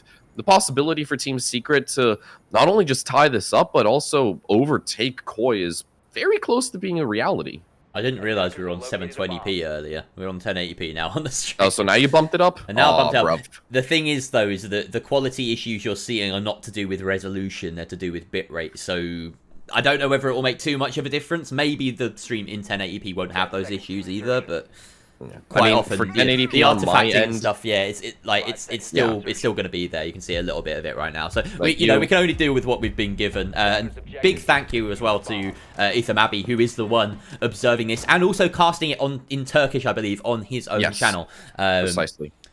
And apparently his casts are like he throws shade at everyone. So if you're Turkish, if you can understand what he's saying, go enjoy that, because I think it's wonderful. Yeah, it's good fun. Yeah, it's good fun. He's been doing this for years. Oh yeah, as well. no, I remember. He's a real. I remember like back since we both the go back Go4s quite were still far. a thing. Yeah, we both go back when the far, Go4s were still a thing, when ESL was part of the esports circuit. He was basically there since like the very beginning. Yeah, he's always been around.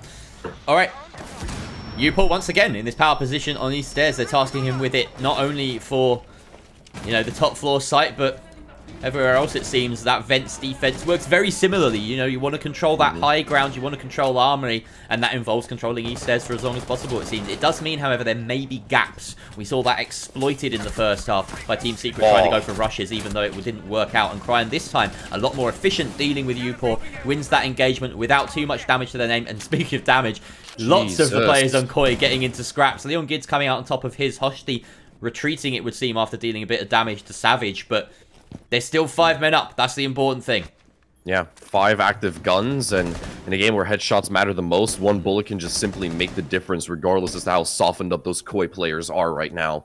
5v3, as you mentioned, and we have yet to actually address the bomb site itself, with the majority of the defense still being located up inside of that Archives and Armory side, with Miracle just elsewhere lurking around. Pre-place. With the C4 in his back pocket, it will net him a frag onto a very unhealthy Leon Gids already, and Cryan is going to trade things off instantaneously on top of that. There was a great little trap set up there, enabled by the Valkyrie camera as well. We saw Grubby flicking onto it. Miracle, though, caught out coming up the main stairs, and Falls will refrag onto Cryan, but it's going to have to be the start of a 1v4 clutch here for him to do anything with it. Hoshti, he did this yesterday. He fell off.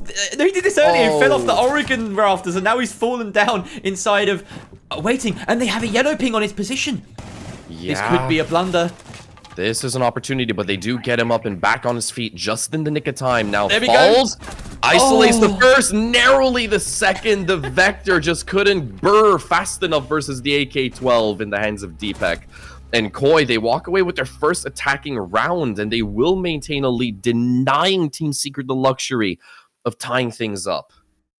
Someone seems to think it was a goo mine that injured him. I thought I saw the outline drop over the balcony. I don't think the balcony drop does damage, though, is the thing. So no, it doesn't deal damage, and you can't jump either. You can't jump down either, like from the very roof by like the makeshift skylight. If you know what I'm talking about. It doesn't let you anymore. It doesn't let you jump or fall off of that, I think. Yeah. Maybe there's a world where he took full damage there. Either way, it doesn't matter, because that was very close to a massive throw by Koi. Let's put it that way. A 4 versus 1, they should see that very easily. Thankfully, they they recovered. They got there in the end, and they still keep that daylight now. Well, they re-established daylight between the two sides, 5-3 the scoreline, and 2 rounds away now from seeding this out in 2 maps. Yeah, basically. And that could potentially be it for Team Secret, but keep in mind, top 4 teams that are left in the bracket right now, that is Team Valor, G2, Koi, and Secret, they are basically already booked in for the LCQ, so no one is really being threatened by elimination right now. It's basically just for seeding, but obviously both of these 2 teams, they really want to get away with this series just to make sure that they're as warm as possible for when those LCQs do eventually land. And as we talked about a little bit earlier throughout the series, this would be a massive win for Koi, given the fact that they have yet to pick up a win at all throughout EUL altogether this stage. Yeah, that last map is the first time they've bested a single tier 1 team this stage, so big confidence match for Koi in particular this game. And Secret, to be fair, they've had a rough stage as well, only managing to best Koi in the stage themselves, so they need this too, let's be honest. Yeah. They have not had an easy route here in general. Let's see, what have we got in front of us here? Bathroom defense right now from Team Secret, and a lot of traps coming out. We've got the Capcan, we've got the Legion, the flexibility that Grubby provides with the Oryx being able to jump up those hatches at a moment's notice and run through a lot of these soft walls as well. It's a very soft wall heavy map, and you've got lots of escape routes options open to you. And they've really solved Upor's position by this point. First round, he was top of East Stairs, did a brilliant job. Second round, Cryan gets in, makes the entry. Third round, they don't even need to see him.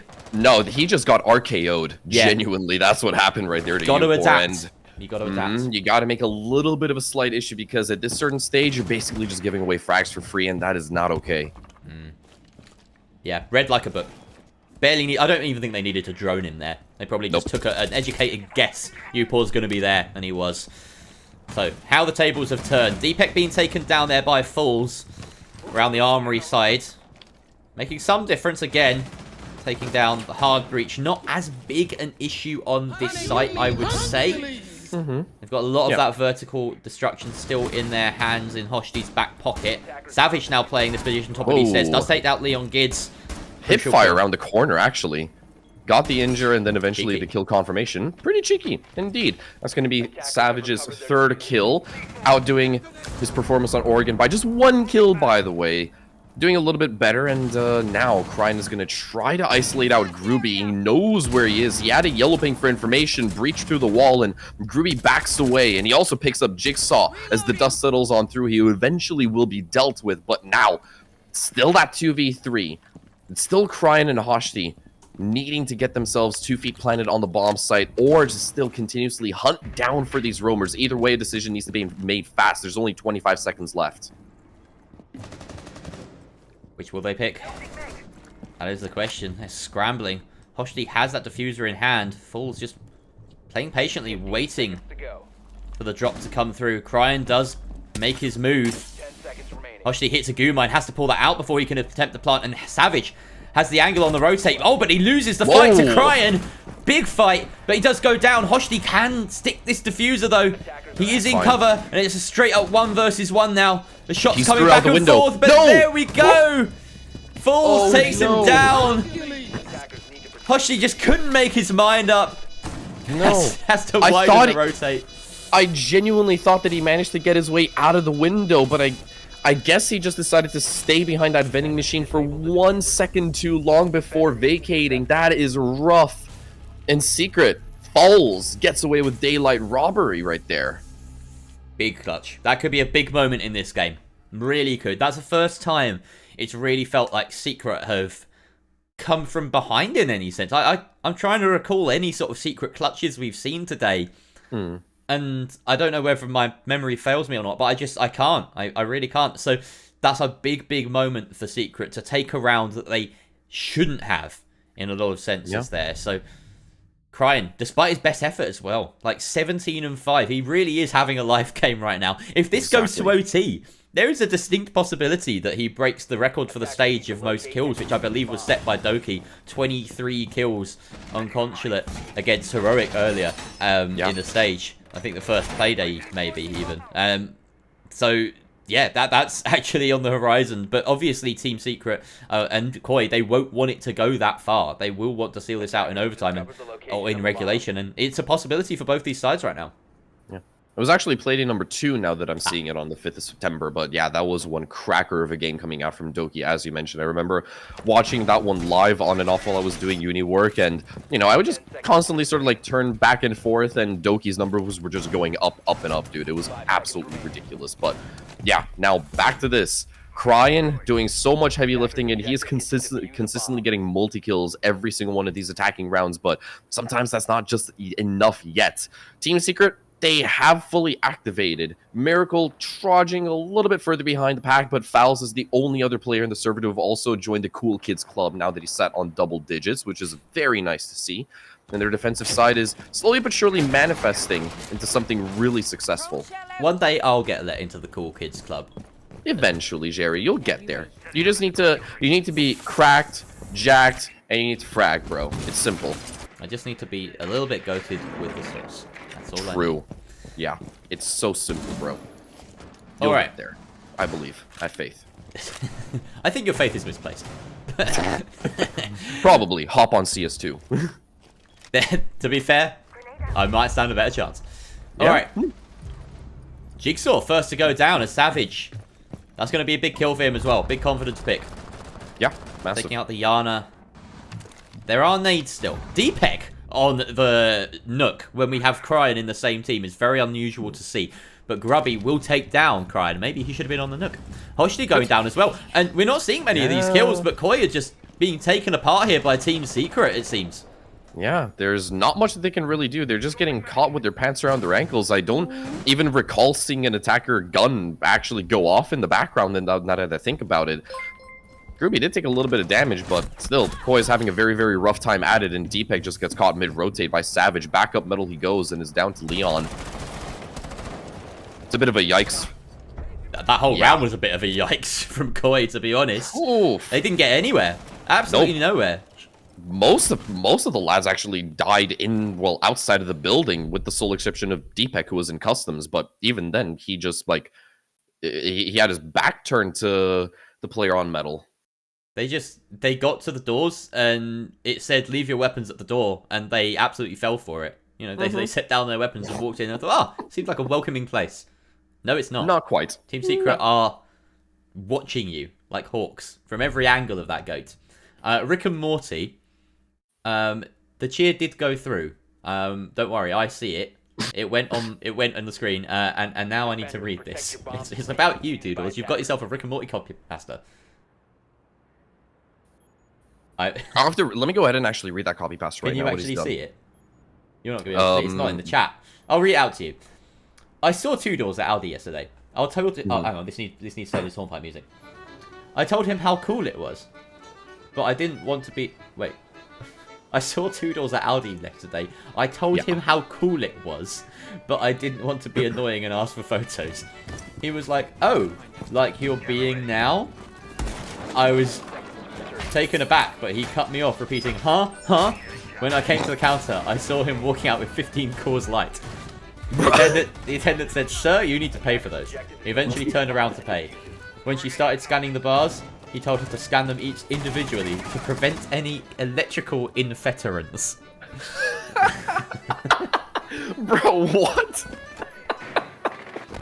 I need the full text format of that. That is absolutely brilliant, but come on, Coors Light, do you take me for a freaking punkster? What the hell? That's not a real man's beer. A punkster. What? A bomb has been located. What the fuck is a punkster?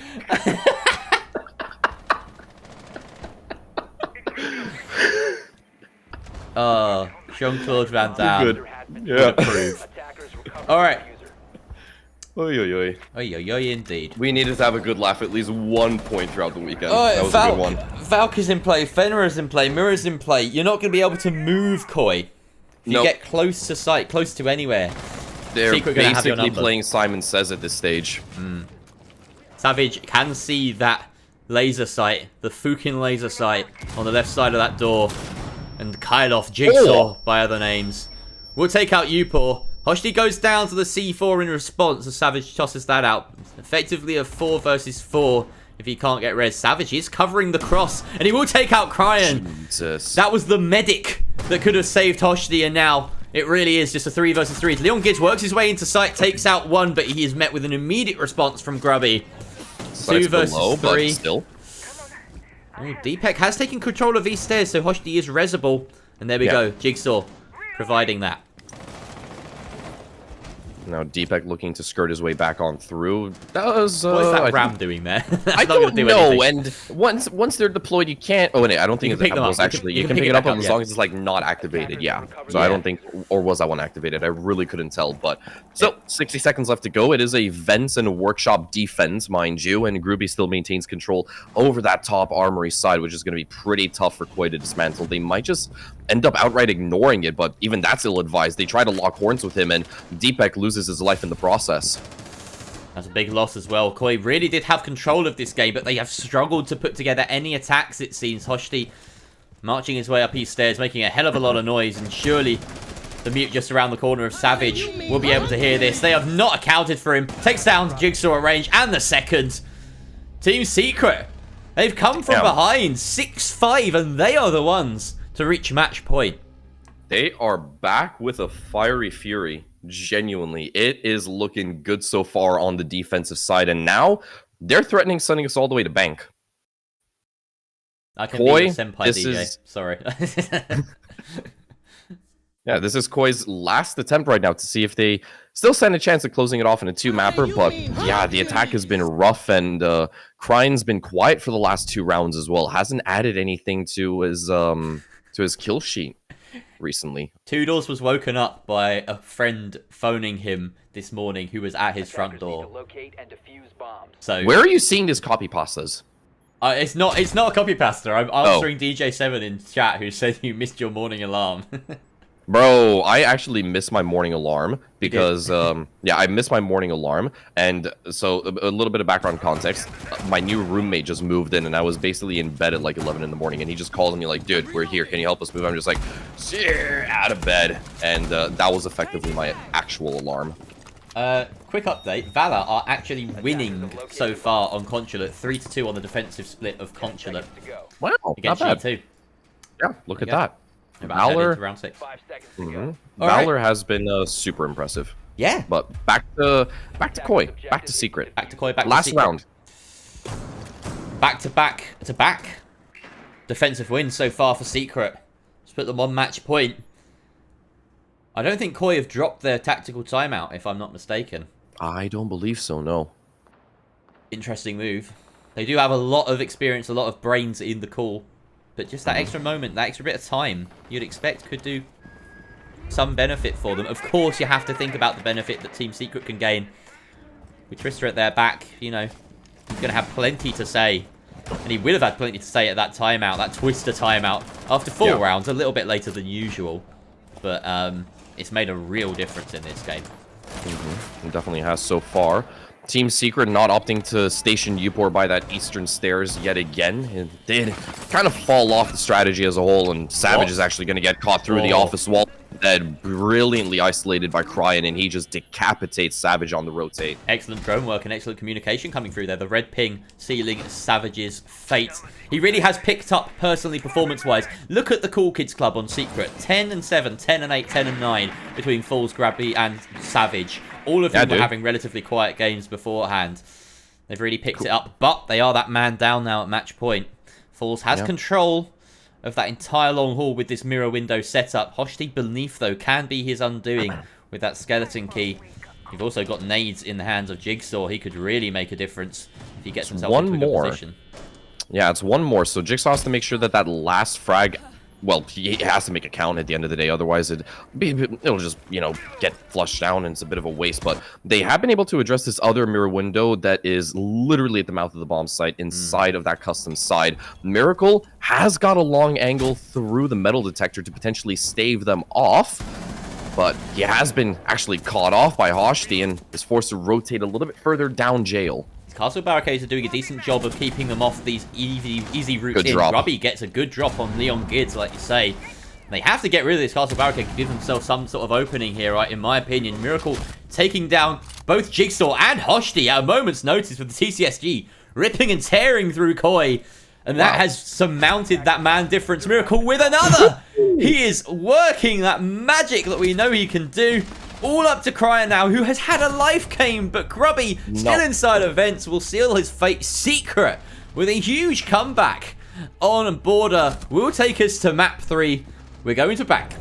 Damn, that was quite the map of border. Well done to Secret, only letting Koi actually get away with 1 round on their attacking half altogether. And aside from that, it was a flawless defense, basically. It was wonderfully played, and yeah, I'm really happy about the fact that the Cool Kids Club had got a population of 5 by the very end. 3 of those members being on the side of Team Secret. They were quite eepy, quite snoozy at the very start, but they managed to pick themselves up and they put up one hell of a performance. It really just goes to show that this is a team game as well. The way that all those kills were nicely, evenly distributed amongst Secret. They have that kind of roster where every single one of them can pop off at a moment's notice, and they did just that. On the other side of things, you look at the supporting cast on Koi in that map, and they were notably quiet. I think Deepek, Leon Gids, and Hoshti all finished with something like a 0.5 KD at the very end of it. Maybe a little bit less. Didn't matter how well Jigsaw and Cryon were doing, they just couldn't carry them to victory.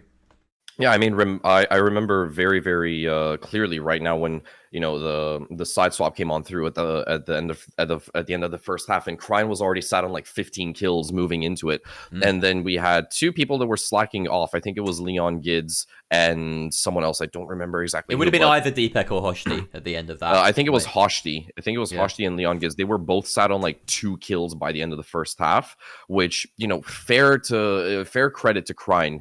Because he just managed to isolate and win basically all of his ones throughout that entire first half. But yeah, they were lacking just a little bit too much throughout that attacking side, and it has cost them. That does mean that we are going to go to bank. It is going to be a fun little map as well, but unfortunately for Koi, they're going to have to stick around for a little bit longer. They don't get to end their day short just yet. We'll have a little look at the G2 and Valor game. Just turn some audio on in the background. If you don't mind, you can go ahead and chat for this, but I do need to go to the water closet for a second. You go use the little boy's room. I'm going to talk us through a little bit of what's going on here. Yeah, so Valor, obviously, insurgents right now. I like the fact that they're giving G2 a run for their money. There were very few teams yesterday that did. So they're finally up against, worthy opposition, I would argue. And we're seeing one of them right now, Skies. I mean, like, this guy, pick him up. He's a real force to be reckoned with on his day. Looks like we've had a lobby reset as well because all the stats are really low. But, yeah, this is going on Chamberlain's channel. If you're interested in following this match as well, just have both tabs open. Why don't you? And just going to have a quick look at that ban phase. Of course, this is effectively going to be Team Secret's pick of Bank. And just to remind you, if anyone's coming here just fresh, has no idea what's going on, this is what we're looking at. The Open Qualifier Playoffs. G2 and Valor playing against each other now. Secret and Koi is the match that we're covering.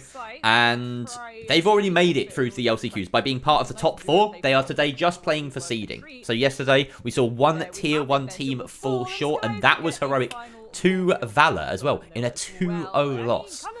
So if anyone's going to surprise people in this, upcoming LCQ, it's going to be Valor. Does come off the back of Skies having a little bit of a cheeky play at the spire. Animal's been having some issues. He's DC'd a few times. I saw him DC. We saw him DC actually when we tuned in on Chalet. So yeah, does winning these games actually make that much of a difference? Not a ton. It has to be said. There is seeding at stake. So of course I think these teams are effectively fighting for seeds 5 to 8 amongst the teams. So coming first out of these 4 could be the difference, or between coming first and coming 4th, it could be the difference between facing, say, Wild in your first round, or maybe even actually like M&M or Virtus Pro, or Wolves or BDS, whoever comes, who gets knocked out of those deciders. You could come across one of those teams, or you could come across an out-of-form Koi or Team Valor instead. That is the difference that... oh, sorry, no, what am I saying? You could play Done Limited, for instance. Like, the team that wins today, that comes first overall, might play against Done Limited.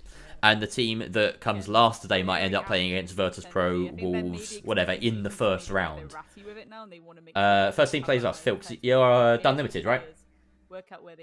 That makes sense. Yeah. So, yeah, first team plays you guys, so... That's the difference, right? Is the difference between facing Done Limited and facing a top 4 side in EUL. Right? So yeah, it is worth enough. It's absolutely worth enough for teams like G2 to try hard here, I reckon. They could decide, to be honest, at this point as well, they'd rather get it done quickly. I think they have the class to get these maps done in 2. Both of them, against both Koi and Secret after this as well. And they'll want to do that. They want to give as little tape to their opposition as possible. And, beyond that, it's just good practice, right? It's good practice. It means that they will possibly get further in LCQs if they have easier opposition. And the LCQs does have prize money going for it. So, the further you get in those, the more prize money you get. Makes a big difference. And of course, the ultimate goal at the end of it is to come first in the LCQs and make your way to Atlanta. So there's a lot riding on this. There are plenty of things riding on this, but it has to be said, of course, more riding on the games yesterday. And that's why it was such heartbreak for Heroic to fall short to Valor. I would love to see a newer team in a major over an underperforming Koi. I would as well. I would love to see Team Valor in a major, but at the same time, I think that the top 4 teams in EU offer more class, and so we're more likely to see G2. We're more likely to see any one of the top 4 that have made it through. Even Wild could push their way through in an LCQ bracket, I reckon. Maybe ITB if they have a god run. But yeah, I think I'd back G2 coming out the LCQs to do well. I think they had a really rough group. They came bottom 4. They came 4th in a group that included BDS, Wolves, and M&M, right? There's no shame in that. There's absolutely no shame in that. That was the group of death. And now they get their chance to run the gauntlet, basically. That being said, obviously, Valor doing pretty well here. So it's not going to be an easy route.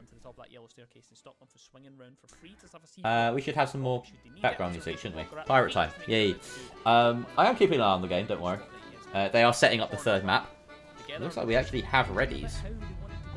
And as I say that, almost perfect timing. We'll head into the game. Let's mute Sham. Alright. Here we go. Koi versus Secret. On map 3, which I need to update in the banner. So let's do that right now. Upper banner is here.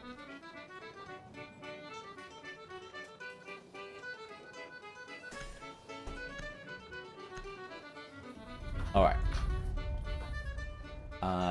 There's Toodles. He'd be coming back. And the score is 1-1. Alright. Yar! Good timing.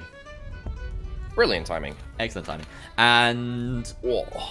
so each team has won their own map. Yep. Good stuff coming out so far. The series has really delivered so far. It's been a fairly close affair. Yeah, really has. And we were talking in a little bit more detail, Theodore, just to catch you up about the stakes here. Of course, every team that's playing today, all 4 of them, G2, Valor, Koi, and Team Secret, have made it through to the LCQs. But we've worked out that effectively, coming first today means that you get to play against Unlimited in your first LCQ match. Coming last today means that you'll come up against the 4th place team in EUL. So that could be Virtus Pro, M&M, Wolves, or BDS. I know which I'd rather. You know? And which would you rather go up against? I'd rather go up against Unlimited. They're a good side, but we haven't seen much of them. Yeah, their run through Rumble was a bit of a struggle. Yeah, as well. even throughout Rumble and Combine, you know, they've kept hold of that place as a result of being, you know, the last year's winning Challenger League team. But a lot of the time, after that sort of that long without officials, it's a struggle to keep up the consistency. I was weighing their sort of, I was placing them a lot more highly going into the LCQs of Stage 1. Yeah. Than I am doing that now. This time round, I'm pinning my Tier 2 hopes, quite honestly, on Valor. No disrespect to Unlimited. I don't think either will make it, quite honestly. If I have, I really, really want to see them make it, but there's so much class still in these, you know, the bottom 6 teams of EUL. You've got G2, you've got whoever, you know, Wild, you've got whoever comes out of the top 4. It's going to be one of those teams that make it, quite honestly. I think I really want to see these games though. Like Valor versus any one of them is going to be exciting as all hell. Unlimited versus any one of them is going to be exciting as all hell. I can see an upset. I can see one of those teams beating a Secret or a Koi, for instance. You know, these teams have given us a good game, but it's fair to say that they've been struggling. We've seen an improvement in their gameplay as a result of this weekend directly, playing against the likes of Makers or Ex-Makers, playing against the likes of Team 86, and playing against each other in a more fully fleshed out best of 3. But I still don't think they can step to the likes of G2, step to the likes of Wild, for instance. I mean, so far, Team Valor, they have been stepping up quite well. I mean, I believe you also did just check in with how the game was going. It's currently 4-4, that particular scoreline. But we obviously do have a game in front of us as Upor does draw first blood onto Leon Gids. The Fenrir F-Nauts will now just be activated in the background as Upor is trying to up the ante a little bit and apply a little bit of extra pressure towards that marble staircase. And Koi are fairly scattered off on the roam as well. They're just getting picked off a little bit too much. Groovy with another, and Jigsaw is finally going to claw one back in favor of Koi. They're struggling at the chaos that Team Secret are bringing, just waltzing into sight like they own the place, and down goes Jigsaw on the stairs. He will be picked up by Cryan. Very importantly, it's Hoshti alone. It's above the site, and we've got a bit of a role reversal here. Secret have taken control of the site, and Koi now forced to retake. We haven't got a diffuser being set just yet. Falls will get right on that, placing it deep inside of the locker's site itself, and now the timer is in Koi's disadvantage, in Secret's favor. They lose a body on the retake as well. Cryan and Jigsaw have already taken a bit of a beating so far this round. But Cryan does his darndest, takes control of the site that they need to retake. It's not over just yet. No, it is not. Drop comes on through from Jigsaw, and he's scattering to find some contact. Eventually, he will meet his maker. The Savage will claim him. Ooh, C4 okay. picked back up. Nice. Looking to maybe challenge that onto the Osa shield, but doesn't even get a chance to dial it in, as Savage will promptly shut him down. And Secret, they walk away with a very convincing opening attack, but obviously, I think that was at the expense of Koi, just not really being all too aware of what was truly going on. Secret, they dug themselves far too easily into the bomb site, as you said.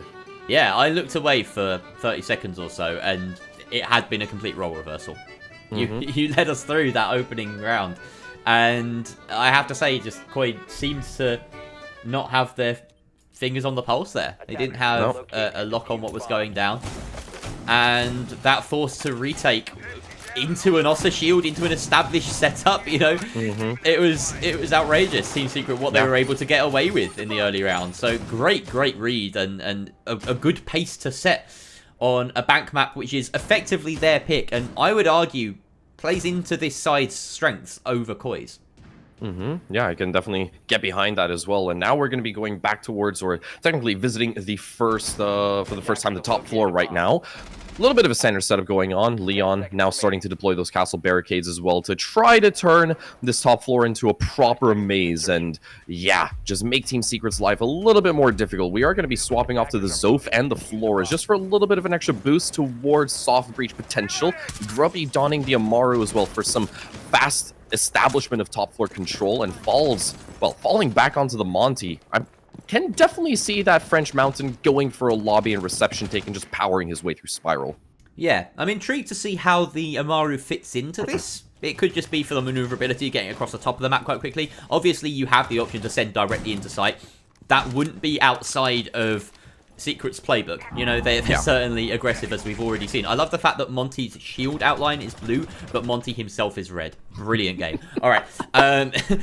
Esports ready, by the way. Jigsaw holding on to open area, and he has so much knowledge with these hacked Mozzie drones. I haven't seen a Mozzie more well-equipped, more attuned to this operator's gadget than him in a long time. The kills are already flowing only a minute into the round, and it's all Secrets as they push their way in. Miracle making that SMG-12 sing. Savage taking out Deepek, and now it's all up to Jigsaw. As fancy as those Mozzie drones are, it reads into the attack, doesn't deal anything. You know, that intel seems to be for naught. Upor setting down Diffuser. Jigsaw with a hell of a retake as my feed freezes for a moment, but looks like it's pretty done and dusted at this moment.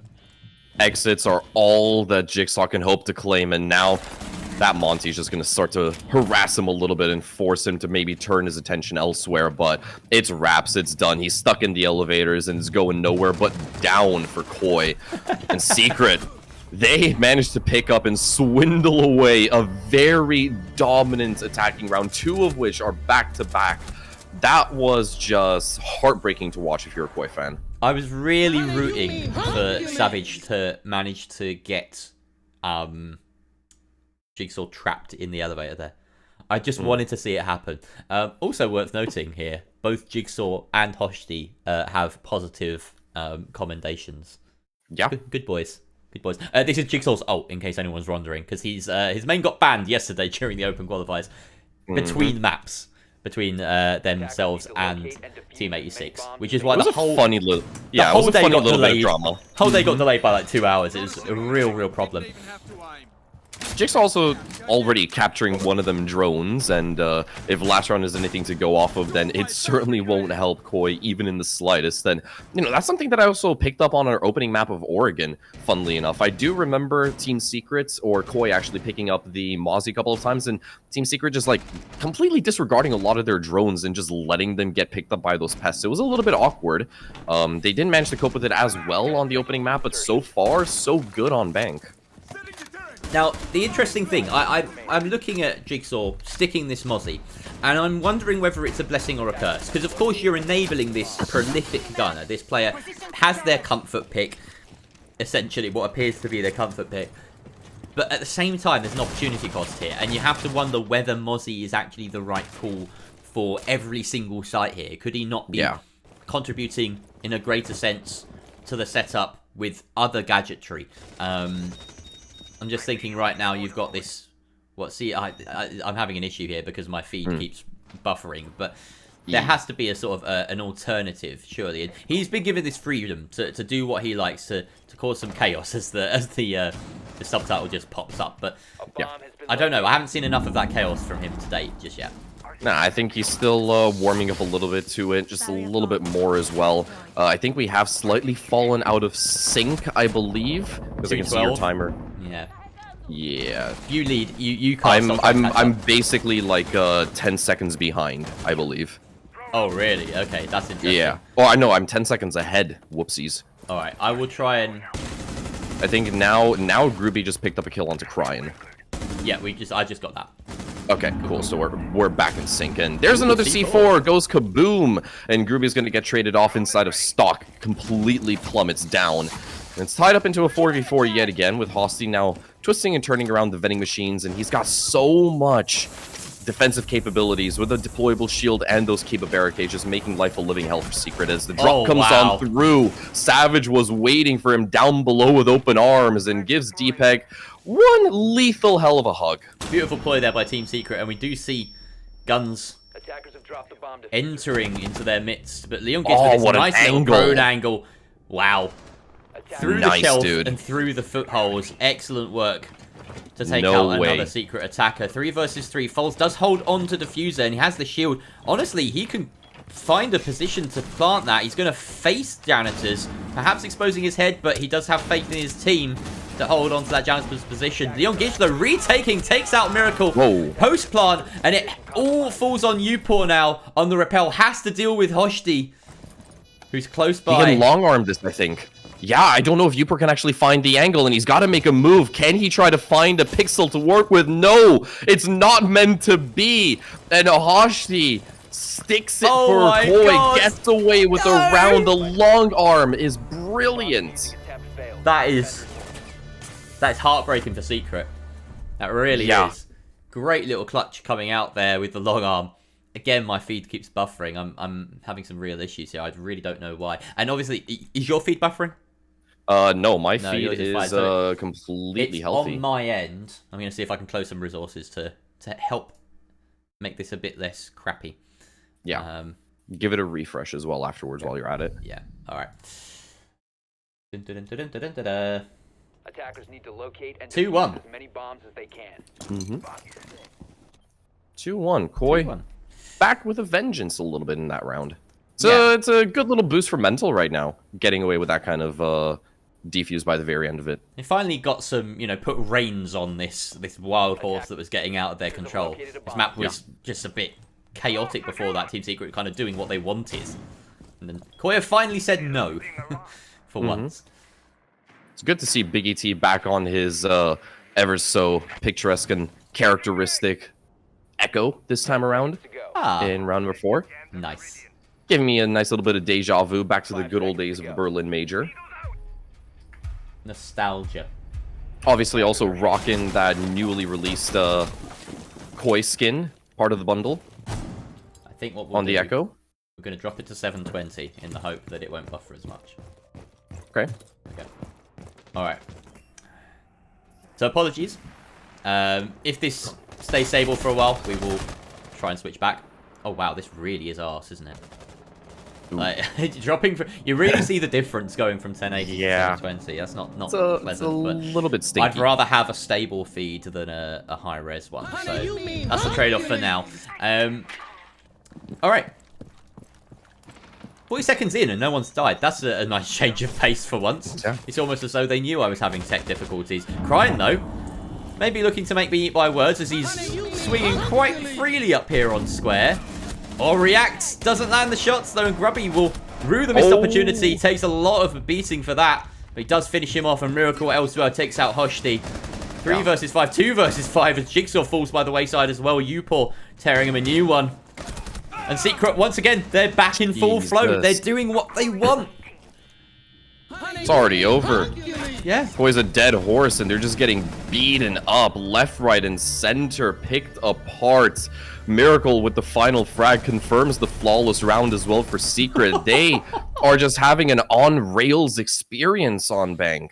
Genuinely. Yeah, Koi, I feel like Koi are the ones on rails. They don't have any control over anything. They're just No. being sent on this roller coaster that Secret are dealing them. Secret are more like the, I don't know, the conductor, the roller coaster operator. They're in charge of whole damn Thorpe Park. It's terrifying. Yeah. It's a pace they've set. It's a real pace they've set. And it has to be said as well, you know, we got this kind of effective best of one between the two sides during the main stage. It was Secret that came out on top. You know, the decider map in a best of 3 is similar to a best of 1 in a sense, right? You've had a control over the ban phase. It comes down to this last map. And all things considered, the way that Secret are playing, the fact that they essentially had the pick of map here, of Bank, is this to be expected? Maybe, but maybe not in the manner that we're seeing.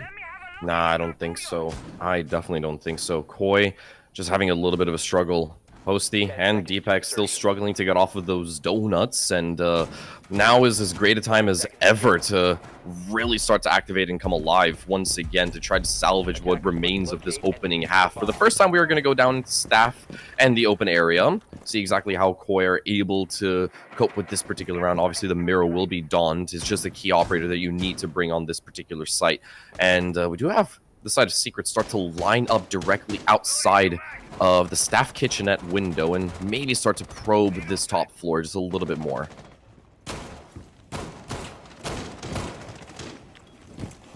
It does puzzle me, and in fact concern me more, that we've got this open area defense coming out in round 5. We haven't seen it yet from Koi. They're clearly just not comfortable on that bottom floor. This is effectively a tertiary site for them right now. Yeah. And they're forced onto it.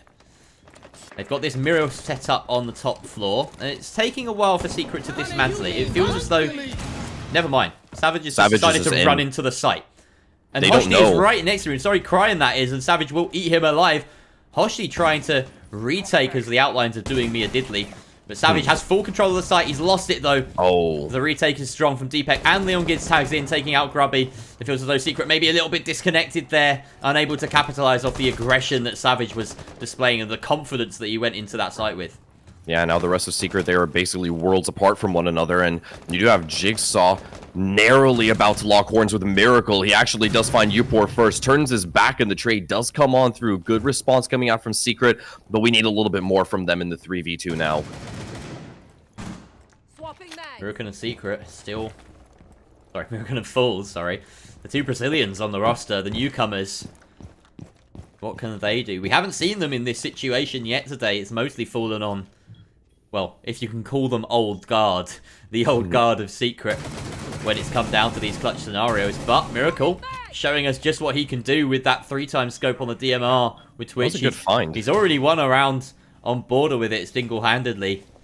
Evens the man count. 2-2. Hoshti and Leon Gids, they still have a lot to fall back on. Fools decides to go for a deep rotate through the bottom floor while Miracle holds the top. Looks to surmount those blue stairs and find an opening. Miracle taking a bit of damage, though, from above. 40 seconds left. Falls the buck, the one with the fuser in hand. What can Hoshti and Leon Gids do about this? They're both ready and waiting for some hatch drops now. Falls is eventually going to rotate back towards the staff area instead. Miracle still got 2 undeployed smokes. Those need to bloom as soon as humanly possible. Give them a little bit of extra visual cover and try to get this plant underway. And yeah, they are stacking up. They're going to have to win their immediate one versus Leon if they want to stand a chance of crossing behind that chassis. And Hoshti, he's going to strike first. And he claims Miracle. The FNAT triggers and Falls is completely blind and oblivious to what's on the opposite end. Hoshti peppers him up with 9mm, and that is Koi finding a second round here on Bank. The site control that FNATs grant you cannot be understated there. Walking into an excellent crossfire being held by both Hoshti and Leon Gids. They kept their cool, they kept their calm, and they kept their nerve. And we do have a tech pause, unfortunately, coming through for us. So we'll fade in the Sailor's Hornpipe.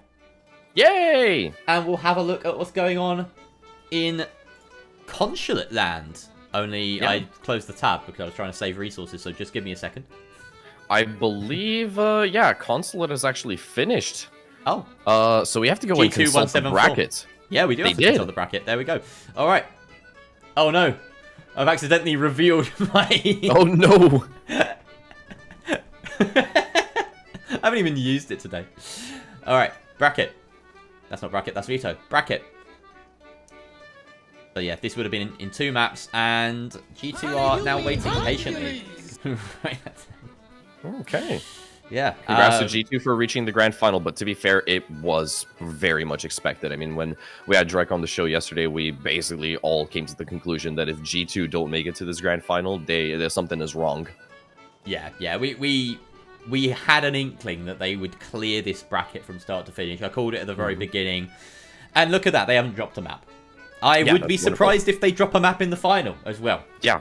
I mean, honestly, aside from, I guess the likes of Koi, Secret, Heroic, maybe even Calories, from the original couple of, top gunners that we started the bracket off with, I would have expected maybe Valor to be one of the only teams to take a map off of G2, just given their performance yesterday, basically. Because they played ridiculous Siege yesterday. They were excellent. Not enough. They were really excellent. If anyone wants a good VOD to watch, go and watch that Valor versus Heroic game.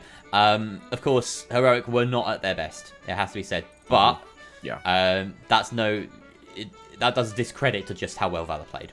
And we will get to, they will get to play against the loser of this game. There is a 3rd place match for seeding, which is important. Of course, it will be the difference between playing against either Wild or the top team in EUL that falls bound to the LCQ. So 4th seed, I guess, from... Oh, actually, I shouldn't say it's just Wild. It could be either Wild or ITB that get that, that seeding position. Because they're still yet to decide. They need to play that seeding game. Which, thankfully, they've rescheduled. Because initially that was going to be tomorrow. And it was going to make Virtus Pro play at, 1 a.m. Russian time. Goodness, that's not great. And I think the Wild versus ITB game is still going to take place off stream, which is a bit of a shame. Yeah, there'll probably end up being a community cast of that, if you ask me. But hopefully, again, it's a game for seeding, so it won't be too hotly contested. If I remember correctly, the seeding match last year that was, I think it was Secret versus Wild, was like a clown fiesta. Either that or it was one of the best games of the season. Let's have a look. There was no in between. We'll go back to stage 1. There's usually a stage 1 button here. I've noticed it. There we go. On certain pages, the stage 1, stage 2 thing disappears, and it's very annoying. So, I mean, that should be like for the previous annual seasons. It was Secret Heroic. Wild dropped out in the lower bracket final. This was good. No, that wasn't a good game. Secret Heroic. See, that was close. Yeah. That was close. All right. 8-6, 8-6. Damn. Ace of Pyrite and Hap. Interesting. All right. Yes, not often you see that combo. All right.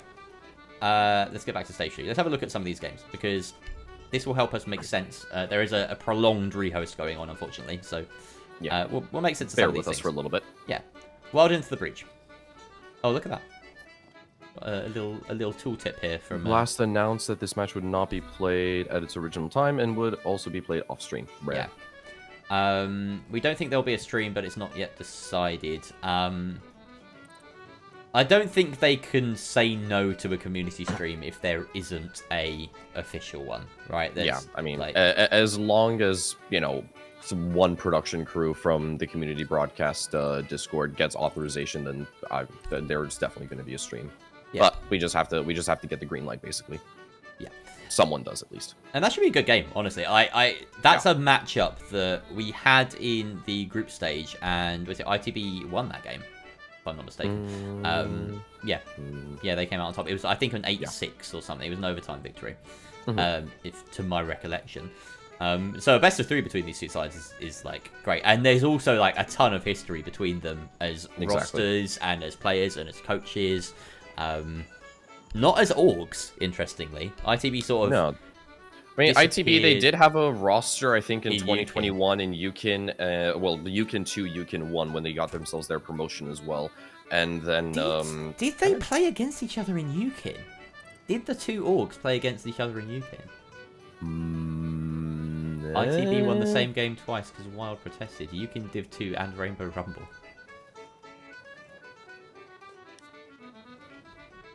I was no, that definitely was that last year or the year before? ITB weren't in Rainbow Rumble. Oh, actual Rainbow Rumble, original Rainbow Rumble. Yeah, the original Rainbow Rumble, like last year's Rumble. I don't recall ITB being in the circuit last year. I'm really delving into the annals of. Okay, let's have a look. Pretty sure it was 2021, not Wild versus ITB. I don't know if this. I don't think this works. This doesn't work. This surely doesn't work. What we do instead is we go. No, we search for ITB.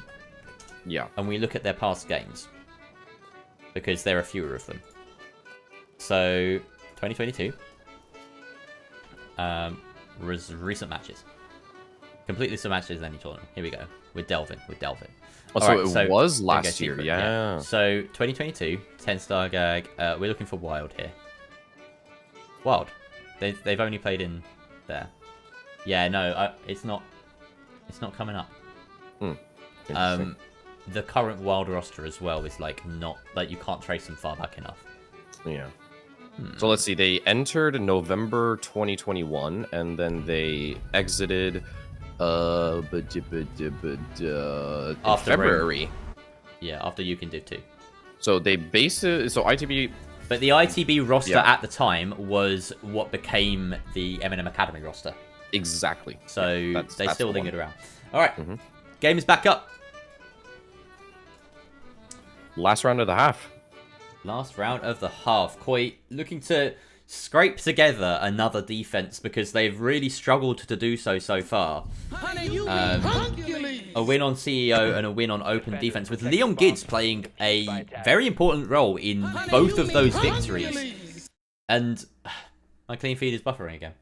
No! It was fine throughout the whole of the rehost process. So and then now suddenly it just decides to crap the bed. The good thing is, I know now for a fact that it's not the 1080p that's a problem. So I'm just going to switch it back to 1080p. So what little feed we get that's good quality is actually like higher resolution. Yeah. So let's do that. You see, it disappears. I fade it out, and then I just fade it in my head instead. Classic. It was a little bit fiddly when it's a YouTube clean feed. Yeah, sometimes. 10 seconds remaining. Oh yeah, because you're also doing it like as a browser source in OBS. Yeah. It's very silly. It's sometimes tough to maneuver. All right, we're back in. We're set, and Jigsaw. I was hoping to learn something about like how to place Mozzie drones more effectively here, but that one's just on the floor, like in the middle of the floor.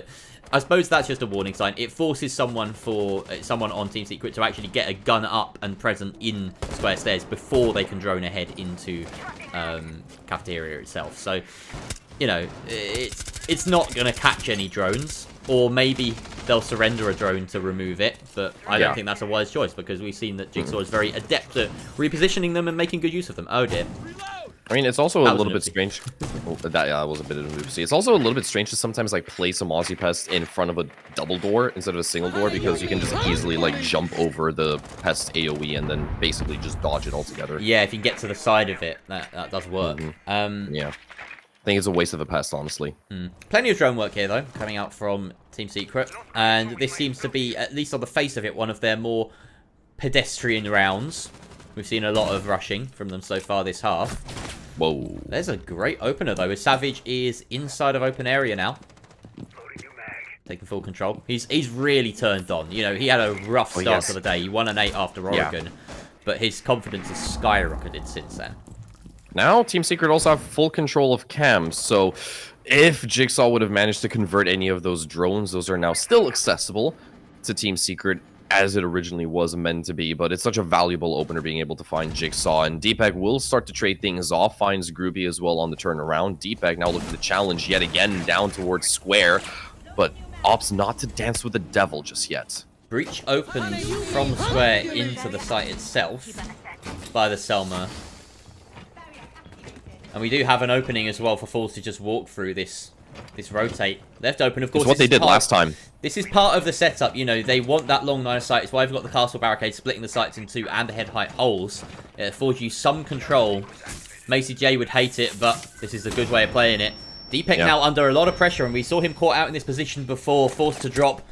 In the moment, Falls, though, able to set a diffuser down very early behind cover of smoke. Upor collects Deepak as he does go for that drop once again. Trapped and with no course of action available to him, falls, even comes out of the plant, picks one up with a pistol. Miracle covering stock, takes Crying. Koi cannot move right now. Hoshti, nope. Literally locked inside of Janitors by the shield, and Savage sweeps on him from behind. Just such a clinical take from Secret.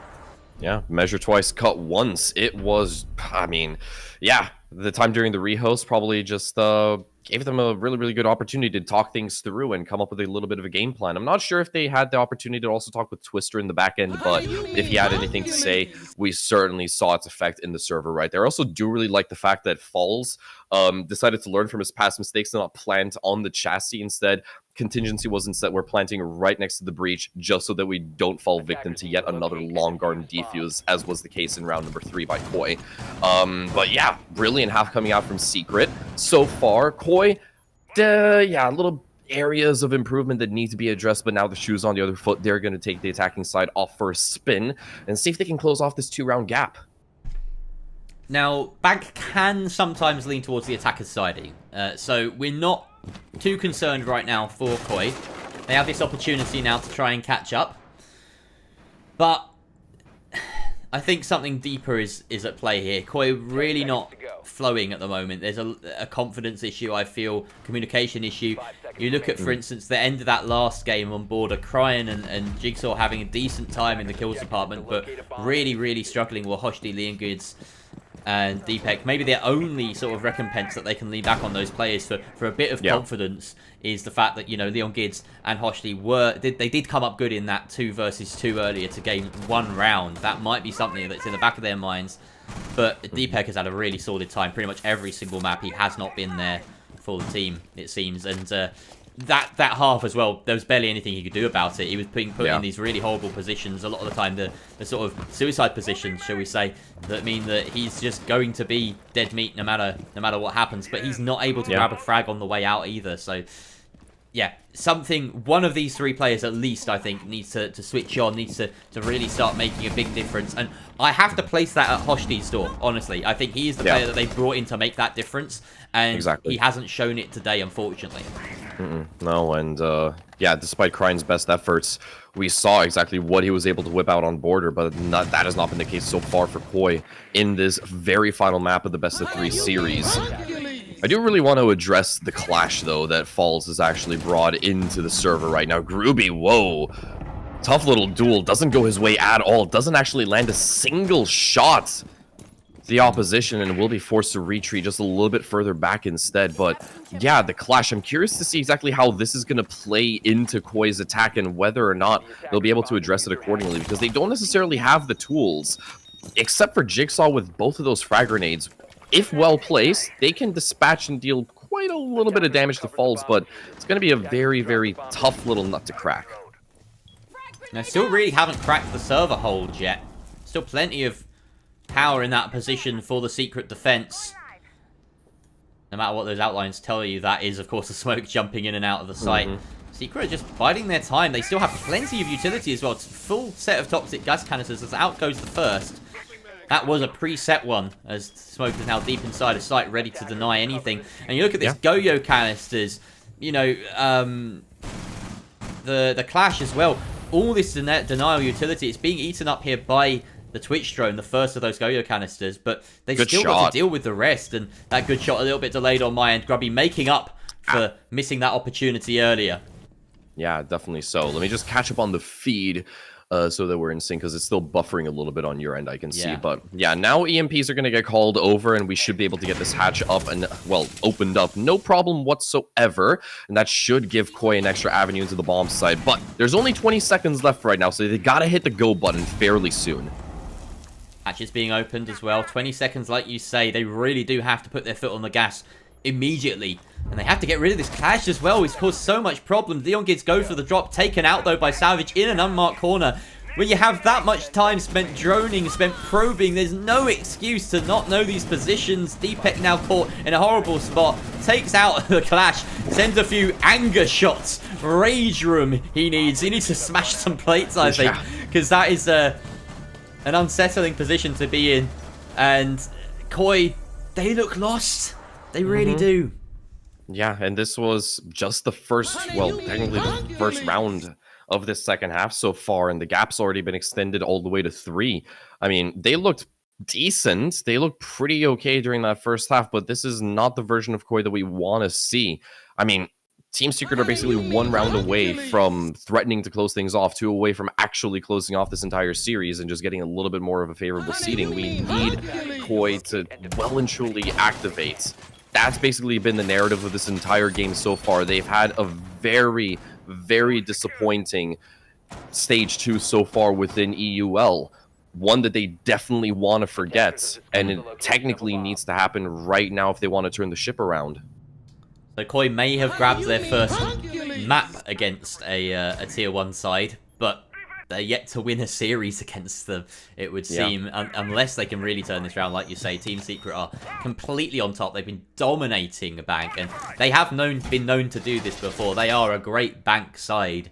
Every single one of them seems switched on and ready to take it to Koi.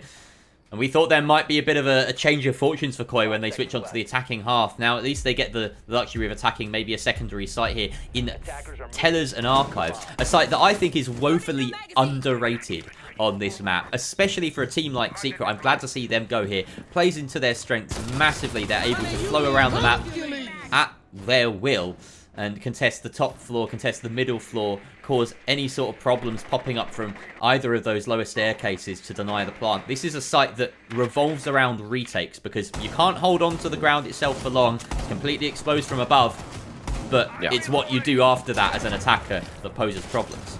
Jigsaw already in, and he's already drawn first blood onto Miracle, caught lacking as it seems. Wonderful stuff coming on through to immediately nab the advantage for the side of Koi on the attack, but Upor has got an angle to work with, takes massive damage from that vertical nade, and he's going to be left on death's door, but he can still fight. He's still healthy enough to put that gun up and try to find some contact. Leon, though, is going to shut down Savage. That's going to further worsen things for Team Secret now that Groovy joins his comrades in the grave. Excellent approach here from Koi. Just taking the approach as directly as possible, but Falls cleans up with a couple of kills of his own. Leon Giz and Hoshti down for the count. But down goes Upor, crying, sweeps in from the side, and Jigsaw at the top finds Falls. An excellent take from Koi. Taking it head on. They didn't want map control, they wanted frags, and they got them. Yeah, I think we might have been a little bit too harsh versus Koi at the very, very start of this round. Maybe we were badgering them a little bit too much, but I guess telepathically they got the message and they have definitely shown up big, big time. Now, we need to see this trend continue. That's really the only thing. That was a very good round coming out from Koi. Sure, there were a couple of hiccups, but overall, no major complaints. It looked very, very solid, and they just need to keep up that performance. In case anyone's wondering, no drops. My Nightbot needs updating. Yeah, don't trust it. Yeah, that's left over from, like, I think the watch party of the Yonchiping Major. Oh, that we got that was literally last year in November. Yeah, so almost a whole year ago. And no one has typed exclamation mark drops in my chat since then, so I haven't noticed it. Yeah, you can only We've seen people type exclamation mark dorps, darops, everything but drops, basically. Yeah. But it's good to check. I appreciate it. All right, so I think I'm not going to say that you were unduly harsh to Koi before that round. I think we were right to be harsh on Koi. They did look lost. Yeah. That round was a turning point. That is the first time they've looked truly confident, truly in control, and, you know, flawless round. Goes to, almost a flawless round. Flawless. Near flawless round. Flawless in spirit. You know, they got taken down flawless by adjacent. Flawless adjacent, yes. Going for a similar approach right now, taking quick control of open area, it seems. But, you know, they like to play around this position. Hosti and Jigsaw in tow. Play around main stairs. The first time around as well, when they immediately took control of open. So, yeah, why not try to, you know, capture lightning in the bottle 2 times in a row? And Jigsaw has already caught on to the fact that there is somebody above in stock as well, but Upor hasn't quite dug himself in that deep. They've built an absolute fortress inside of stock, and I wouldn't be surprised if Koi just decides to up and ignore it. Could happen. If they can afford to do that, though, that is. Well, Argus Cam giving a lot of intel there in the main lobby. A good one to set out. Grubby, though, finds that entry. Has the support of the player inside the stock from within Janitor. Great little vertical angle being used. The nade comes up and it doesn't do the damage. Deepek in the meantime getting downed from the jump out, I'd assume, as the Claymore will claim his adversary. But he is out for the count. Crying in a position to try and go for the res. And it looks as though that is maybe Foles on the other side of the window. It is. The castle. Yeah. Maybe trying to work the audio here. Deciding whether it's worth going for the jump. Decides against it. Play out the 4 versus 4 with half the round remaining. Exactly. Missed opportunity, and with Deepek already being on such low HP, there's no harm in just cleaning him up a little bit later on into the rounds. He does still have 2 more of those SAM cams in his back pocket that should prove to be valuable as the round progresses, but he obviously needs to deploy them in proper positions to get any real value out of them. For now, though, Koi looking to address deep what is stuck inside of the bomb sites. Long angles, and if you remember in the first half, Leon Gids got himself a very nasty little shot from basically from downtown prone inside of Banana, and it was a really good shot all the way towards Square, and Falls is trying to recreate that by the looks of it. It really is a case of which 1.5 scope comes out on top. Hoshi, though, going down in that engagement. It is Grubby, the superior 1.5 scope wielder. His second kill of the round here, Grubby. Doing quite a good job at trying to put his team onto match point. Leon Gids hops on into stock and gets a freebie as Upor caught rotating. Nice. Holds onto the diffuser, does the ace. Has to get into position to use it. Cross that long hallway. A bit of a risk. And apologies for the feed issues right now. There's really nothing I can do about it. Miracle taking a smacking from the side. Again, Leon Gids through the wall this time. With that AK-12, it hits hard. Crying in support as well. Sends up those bees to lock off the position. And then he can freely swing. Leon Gids with a triple on the round. The Brit is doing bits here.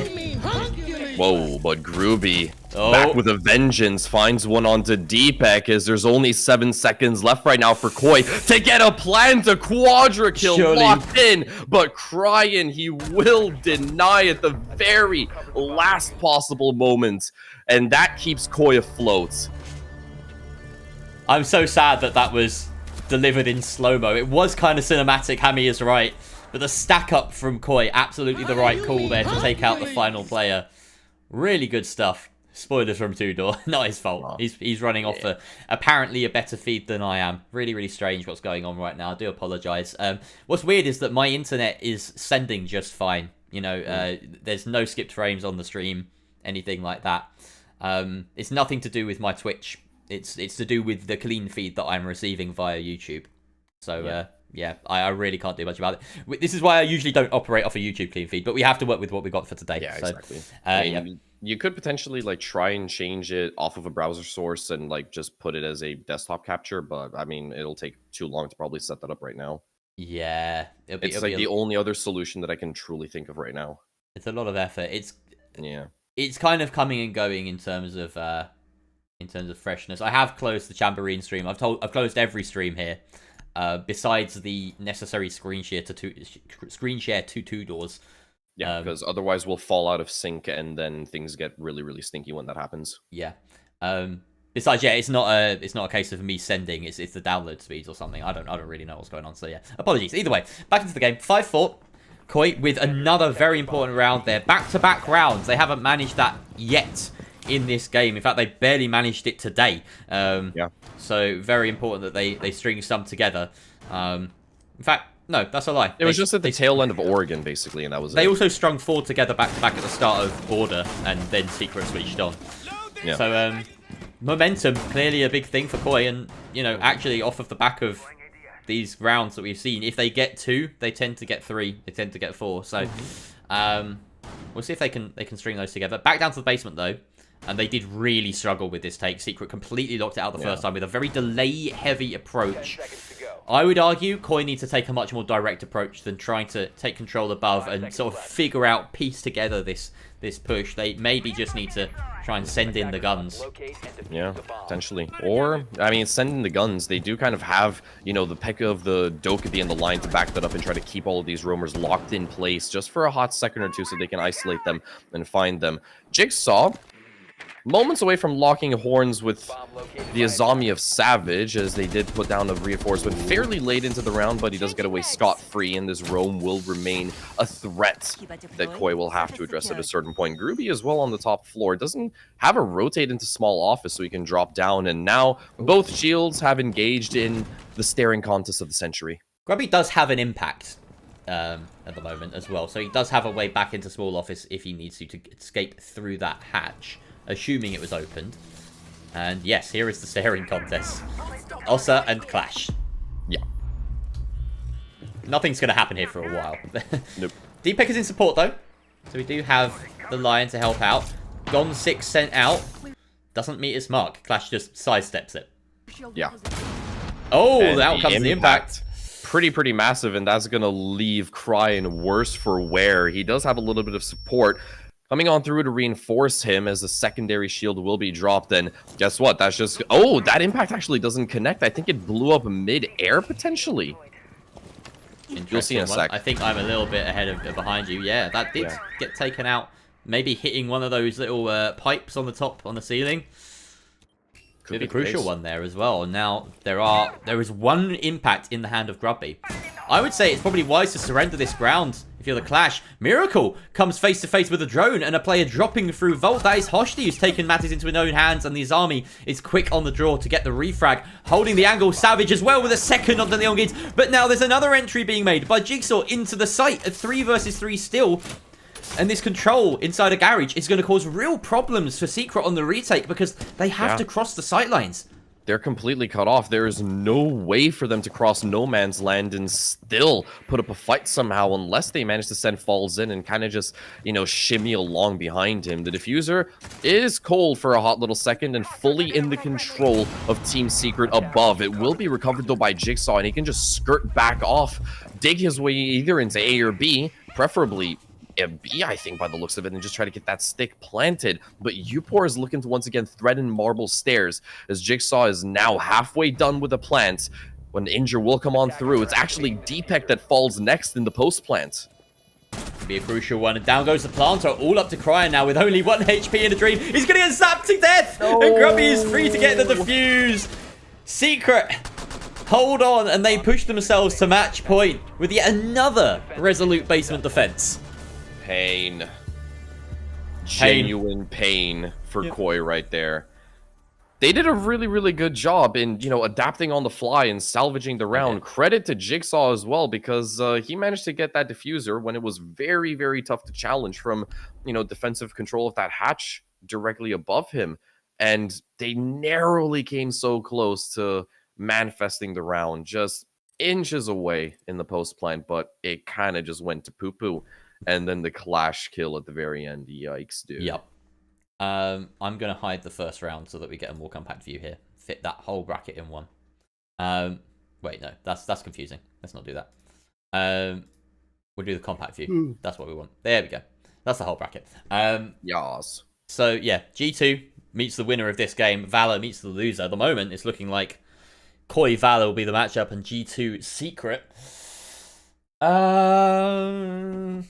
G2 just win, don't they? Like, they win whatever game is presented to them at this point. Unless Secret have an absolute, like, life... Like, we need several life games on Secret's side, I think, to best G2. The form that G2 are in. You know, the fact that they're in this bracket even is only really because of how, like, out of balance those groups were. I made a whole dang PowerPoint about it.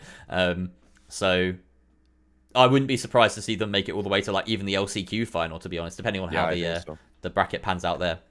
Yeah, I mean, I'm trying to actually, like, look for when the last time G2 might have potentially come across either of these two sides, but even in stage 1, they were not grouped together, G2 versus Team Secret and Koi. So technically speaking, when it comes to officials, G2 will face either Secret or Koi for what could potentially be like the first time this year, excluding majors. So it would be a very exciting game, but I think you're bang on the money. Like, G2 are just on fire right now.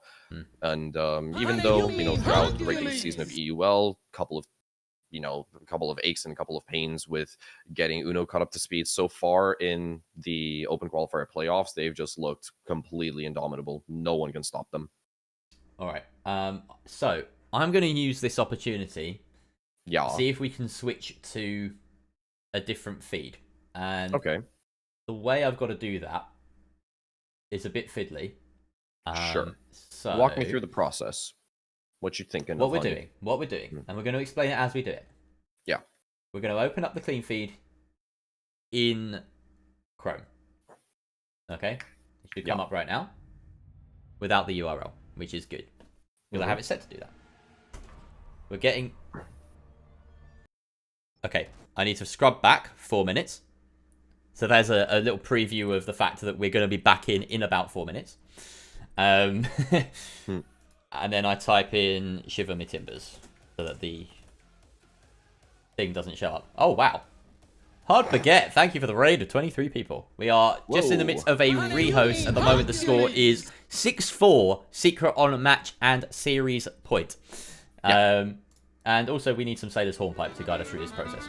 Please, Welcome, I was missing that. ye landlubbers. All right. Avast, ye mateys. Yeah, so they're going to be sorting that out. I'm going to close the clean feed that I had. And you'll just keep it like this with your desktop preview. Easy peasy, lemon squeezy. Yeah. And I'm not going to keep it like this. I need to do something smart because otherwise we're going to end up with a really crappy feed. Okay. So what we do is we copy a load of sources. 2 doors. I think you're going to need to fill because I cannot. I'm going to do need this. to fill. I cannot do this.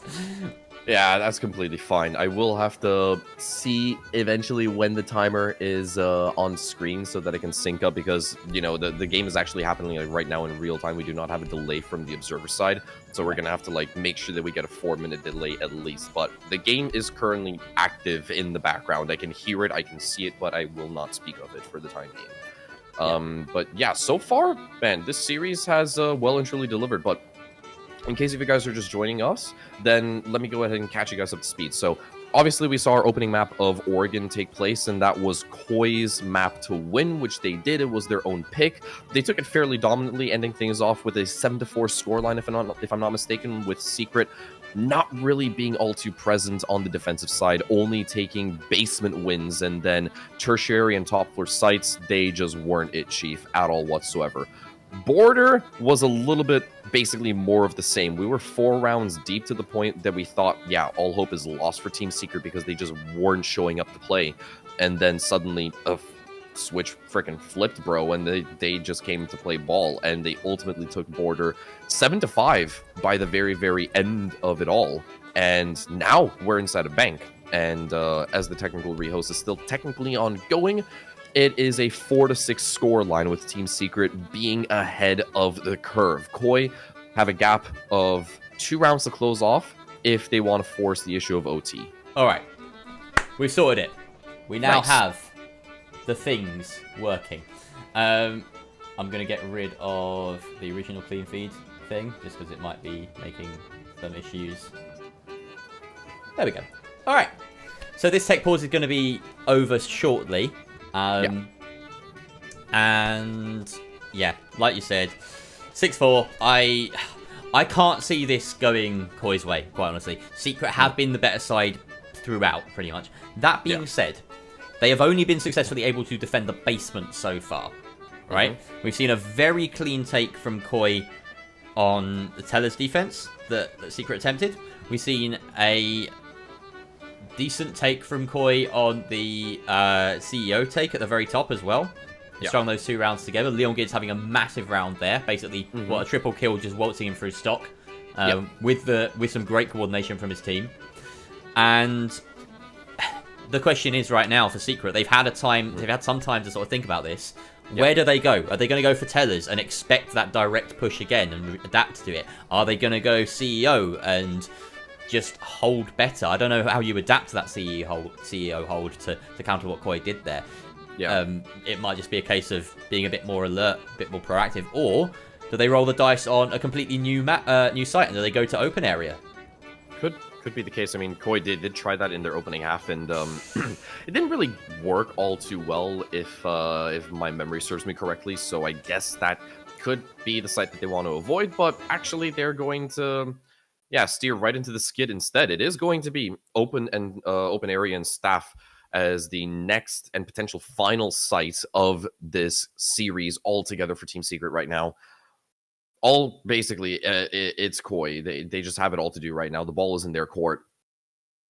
No more options left. What have you realized? Oh yeah, our camera locations are kind of weird. Yeah, I'm gonna fix that. Don't worry. Yeah. There we go. It should be good. Wait. Nah. Yeah. We'll get there. We'll get there. And just add the thing to the thing and swap to the thing. Yeah, add the thing to the thing and swap to the thing. It's being thinged. Don't worry. Good. We swapped to the thing. Good lad. Why is that not working? That's not the thing. That's not the thing. Nope. Attackers are moving out to locate. You're getting there, but you're missing the thing. I'm getting there. I'm getting there. I'm getting there. I'm getting there. I'm getting there. Don't worry. We'll get the game. We'll get the game. We'll get the game. It's on the way. It's on the way. It's on the way. Hey. There Hey, you go. All right. let's go. There's an interesting crop going on. I'll fix that. Don't worry. Yeah. It's cool, but yeah, what could potentially be the final round is happening right now. A little bit of contact already found as Groovy does take a little bit of damage to kick things off so far, but he's still alive and kicking right now. Other than that, no true engagements located. I really don't know why it's cropped off the bottom here, or why it's stretched like this. We will fix it. I mean, yeah. you have to move the source lower. Because we're missing like the top of the yeah, that's it. Okay, we're missing the top of the overlay, so just like move the source lower. Why is that cropped? Oh, for fuck's sake. Okay, there we go. There we have it. All right. Oh, what a find from Cryin. Holy crap. Had to be pixel perfect, and he delivers. That is wonderful. What a start. Brilliant start. And we're finally up and running with the feed working properly. Thank goodness for that. All right. Not volume, but all right. Woo! So, Grubby down. Sound the alarm bells, I think, because yeah, he was doing pretty well in previous rounds, especially rounds where Secret looks lost. He was always bringing back, 1 or 2 kills here or there. I had a nickname for Grubby back in MPL. He was basically like quad kill Grubby or something. It was a really crappy nickname, but every single time he got a kill, he'd get another one. He only dealt in multi kills back in MPL. Unfortunately, he hasn't carried that trait over into EUL quite as effectively. Higher caliber of opposition probably has something to do with that, but losing him, big deal. Team Secret still have 1 C4, 1 Keeper Barricade, and all of those FNAP mines ready and waiting, but I don't know if that's going to be enough to fend off this attack. 50 seconds left, though. Koya, maybe... I don't know. This looks a bit worrying, because we've seen this before from Koi, where they linger a bit too long, wait a bit too long, but Jigsaw manages to find that opener into Savage on this execute. Yeah. You see Cryin step into the FNAP mine, but he backs on out. 40 seconds left, and these cell phones are ringing out. All of these Secret defenders really backed into a corner now. Yeah, exactly. The mute is active, but none of those jammers are nowhere near enough for them to just outright cancel those phone calls coming on through. A C4 prepped and ready as well that Upor wants to toss on through. And I'm not exactly sure where Falls is. I haven't quite actually caught his eye, but 15 seconds left. C4. No, it's actually Deepak to find one onto Miracle. Well done to him. Deepak with a 2-piece, and Kyloff, Jigsaw lands the nade to find the final frag, and that will ensure that Koi are still in this. We're going to go all the way. All 12 rounds of regulation must be played. Really big deal, that. Absolutely massive. And now I am concerned, right? Because we've seen Secret fail quite abysmally on every site besides Basement. Basement has been their stronghold. They've looked really, really good there, able to delay everything. But anywhere else, and they're really struggling to hold firm. Koi are actually being allowed to gain momentum. And the scary part about that as well is that as we go into overtime, should Koi win this round, they will have momentum on their side. They'll have a lot of confidence on their side. Nothing screams confidence like coming back from, what was it, like, they were at one point 5-2 down in this matchup. Exactly 5-2 down, yeah. 6-4 at one point as well. And to make it to overtime in that sort of scenario, and to do so off the back of 2 rounds in a row, like, you could definitely see them taking overtime with that confidence boost. Yeah, definitely so. And judging by how that last round went, it was, yeah, There's no way for me to sugarcoat this, but Team Secret, they just got curb stomped. That's basically all that happened. And that bodes really well for Koi. But now we're going to be going back to the top floor. But bomb site that Team Secret are fairly adept in, and Savage immediately kicked things off. Well, he finds Jigsaw with a wonderful shot, courtesy of that Vector down range. And that means that we wave goodbye to the Yana, the frag grenades, the intel gathering potential. That is really going to hamstring Koi in this last round. And the talent of Jigsaw as well. Yeah. Can't be understated. Long range angle opened up by Leon Gids with these Selma charges. Locked Miracle in place for the time being. Of course, he does have the hatch to escape through and those keeper barricades to seal it back up. CEO defense looking a little bit more solid here from Team Secret. And that's what they need if they want to book themselves a spot in the final of this bracket against G2 for tasty seeding purposes. Yeah. Deepak deploying some of those SAM cams as well, seeing if they can find a little bit of extra intel, and obviously that gives Jigsaw an extra purpose, as he can still find impact after death. Interesting. You okay there, Toodles? Yeah, I'm okay. Savage is just, you know, lurking inside of the site right now. He has that C4 in hand, can deal with any repelling attackers. It doesn't look like Koi are really committing to anyone on repel, which is a real problem. Honestly, I think you need to get Crine over there. He's still lurking on the lobby repel instead. A minute and a half remaining, so still time to work with it. There we go. Deepak's on the case. Yeah. That MP7. Yeah, Crine, I think, really needs to relocate because, you know, those castle barricades that Falls deployed, they're making his life, pretty difficult for him to actually contribute meaningfully. So he's already found himself inside of reception. There obviously is the threat of Miracle potentially dropping down elevator and just outright dealing with him, as Savage is starting to get lit up a little bit by some of those nades, and Crine takes a couple of warning shots as well. Koi, again, they're taking their time. It has worked in the past, but at the man disadvantage now compounded to 2 as Leon Gids goes down. I don't know. Looks as though Secret may be sealing this out in regulation. Deepak needs to do something here. Opens up that barricade. A trade in the lobby as Miracle and Hoshti swap deaths. Crying now. A lot rests on him. Deepak will be forced to swing in if he wants any impact on this map. Flash goes around the corner, but there's no one even in Trump. He's playing blind at this point. Peeking on into the CEO site itself. Deepak trying to make some noise, wiggling around. A yellow ping. Intel's some good. shots through the wall, but it's not enough to connect. No. Boost has to come on through, and now it's go time. Crine and Deepak, they've got to scramble for success as Crine engages. He takes so much damage, too much, and he's now out of this round. It boils down to Deepak, but I think it's all but over as Savage. He will dispose of Deepak. He will dispose of Koi.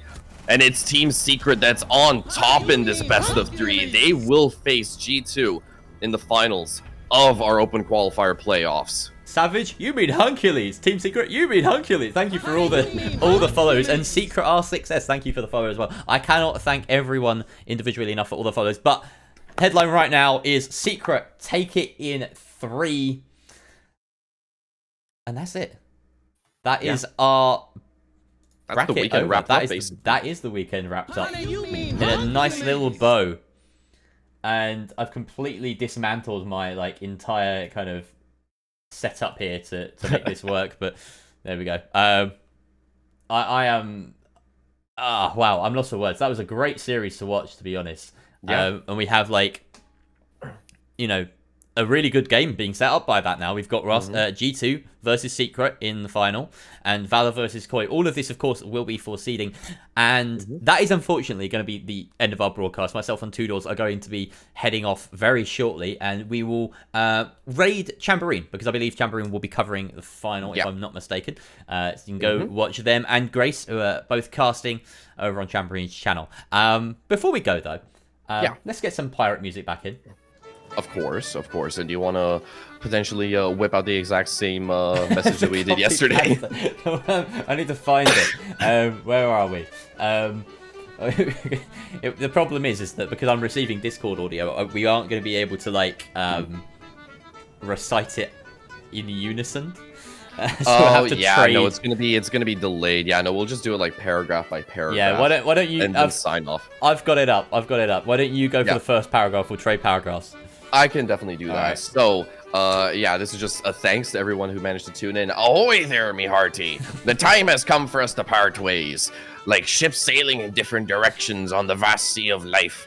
But fear not, for our paths may cross again on this endless adventure. And we bid you adieu. May your sails be ever full of wind, your compass true, and your rum never run dry.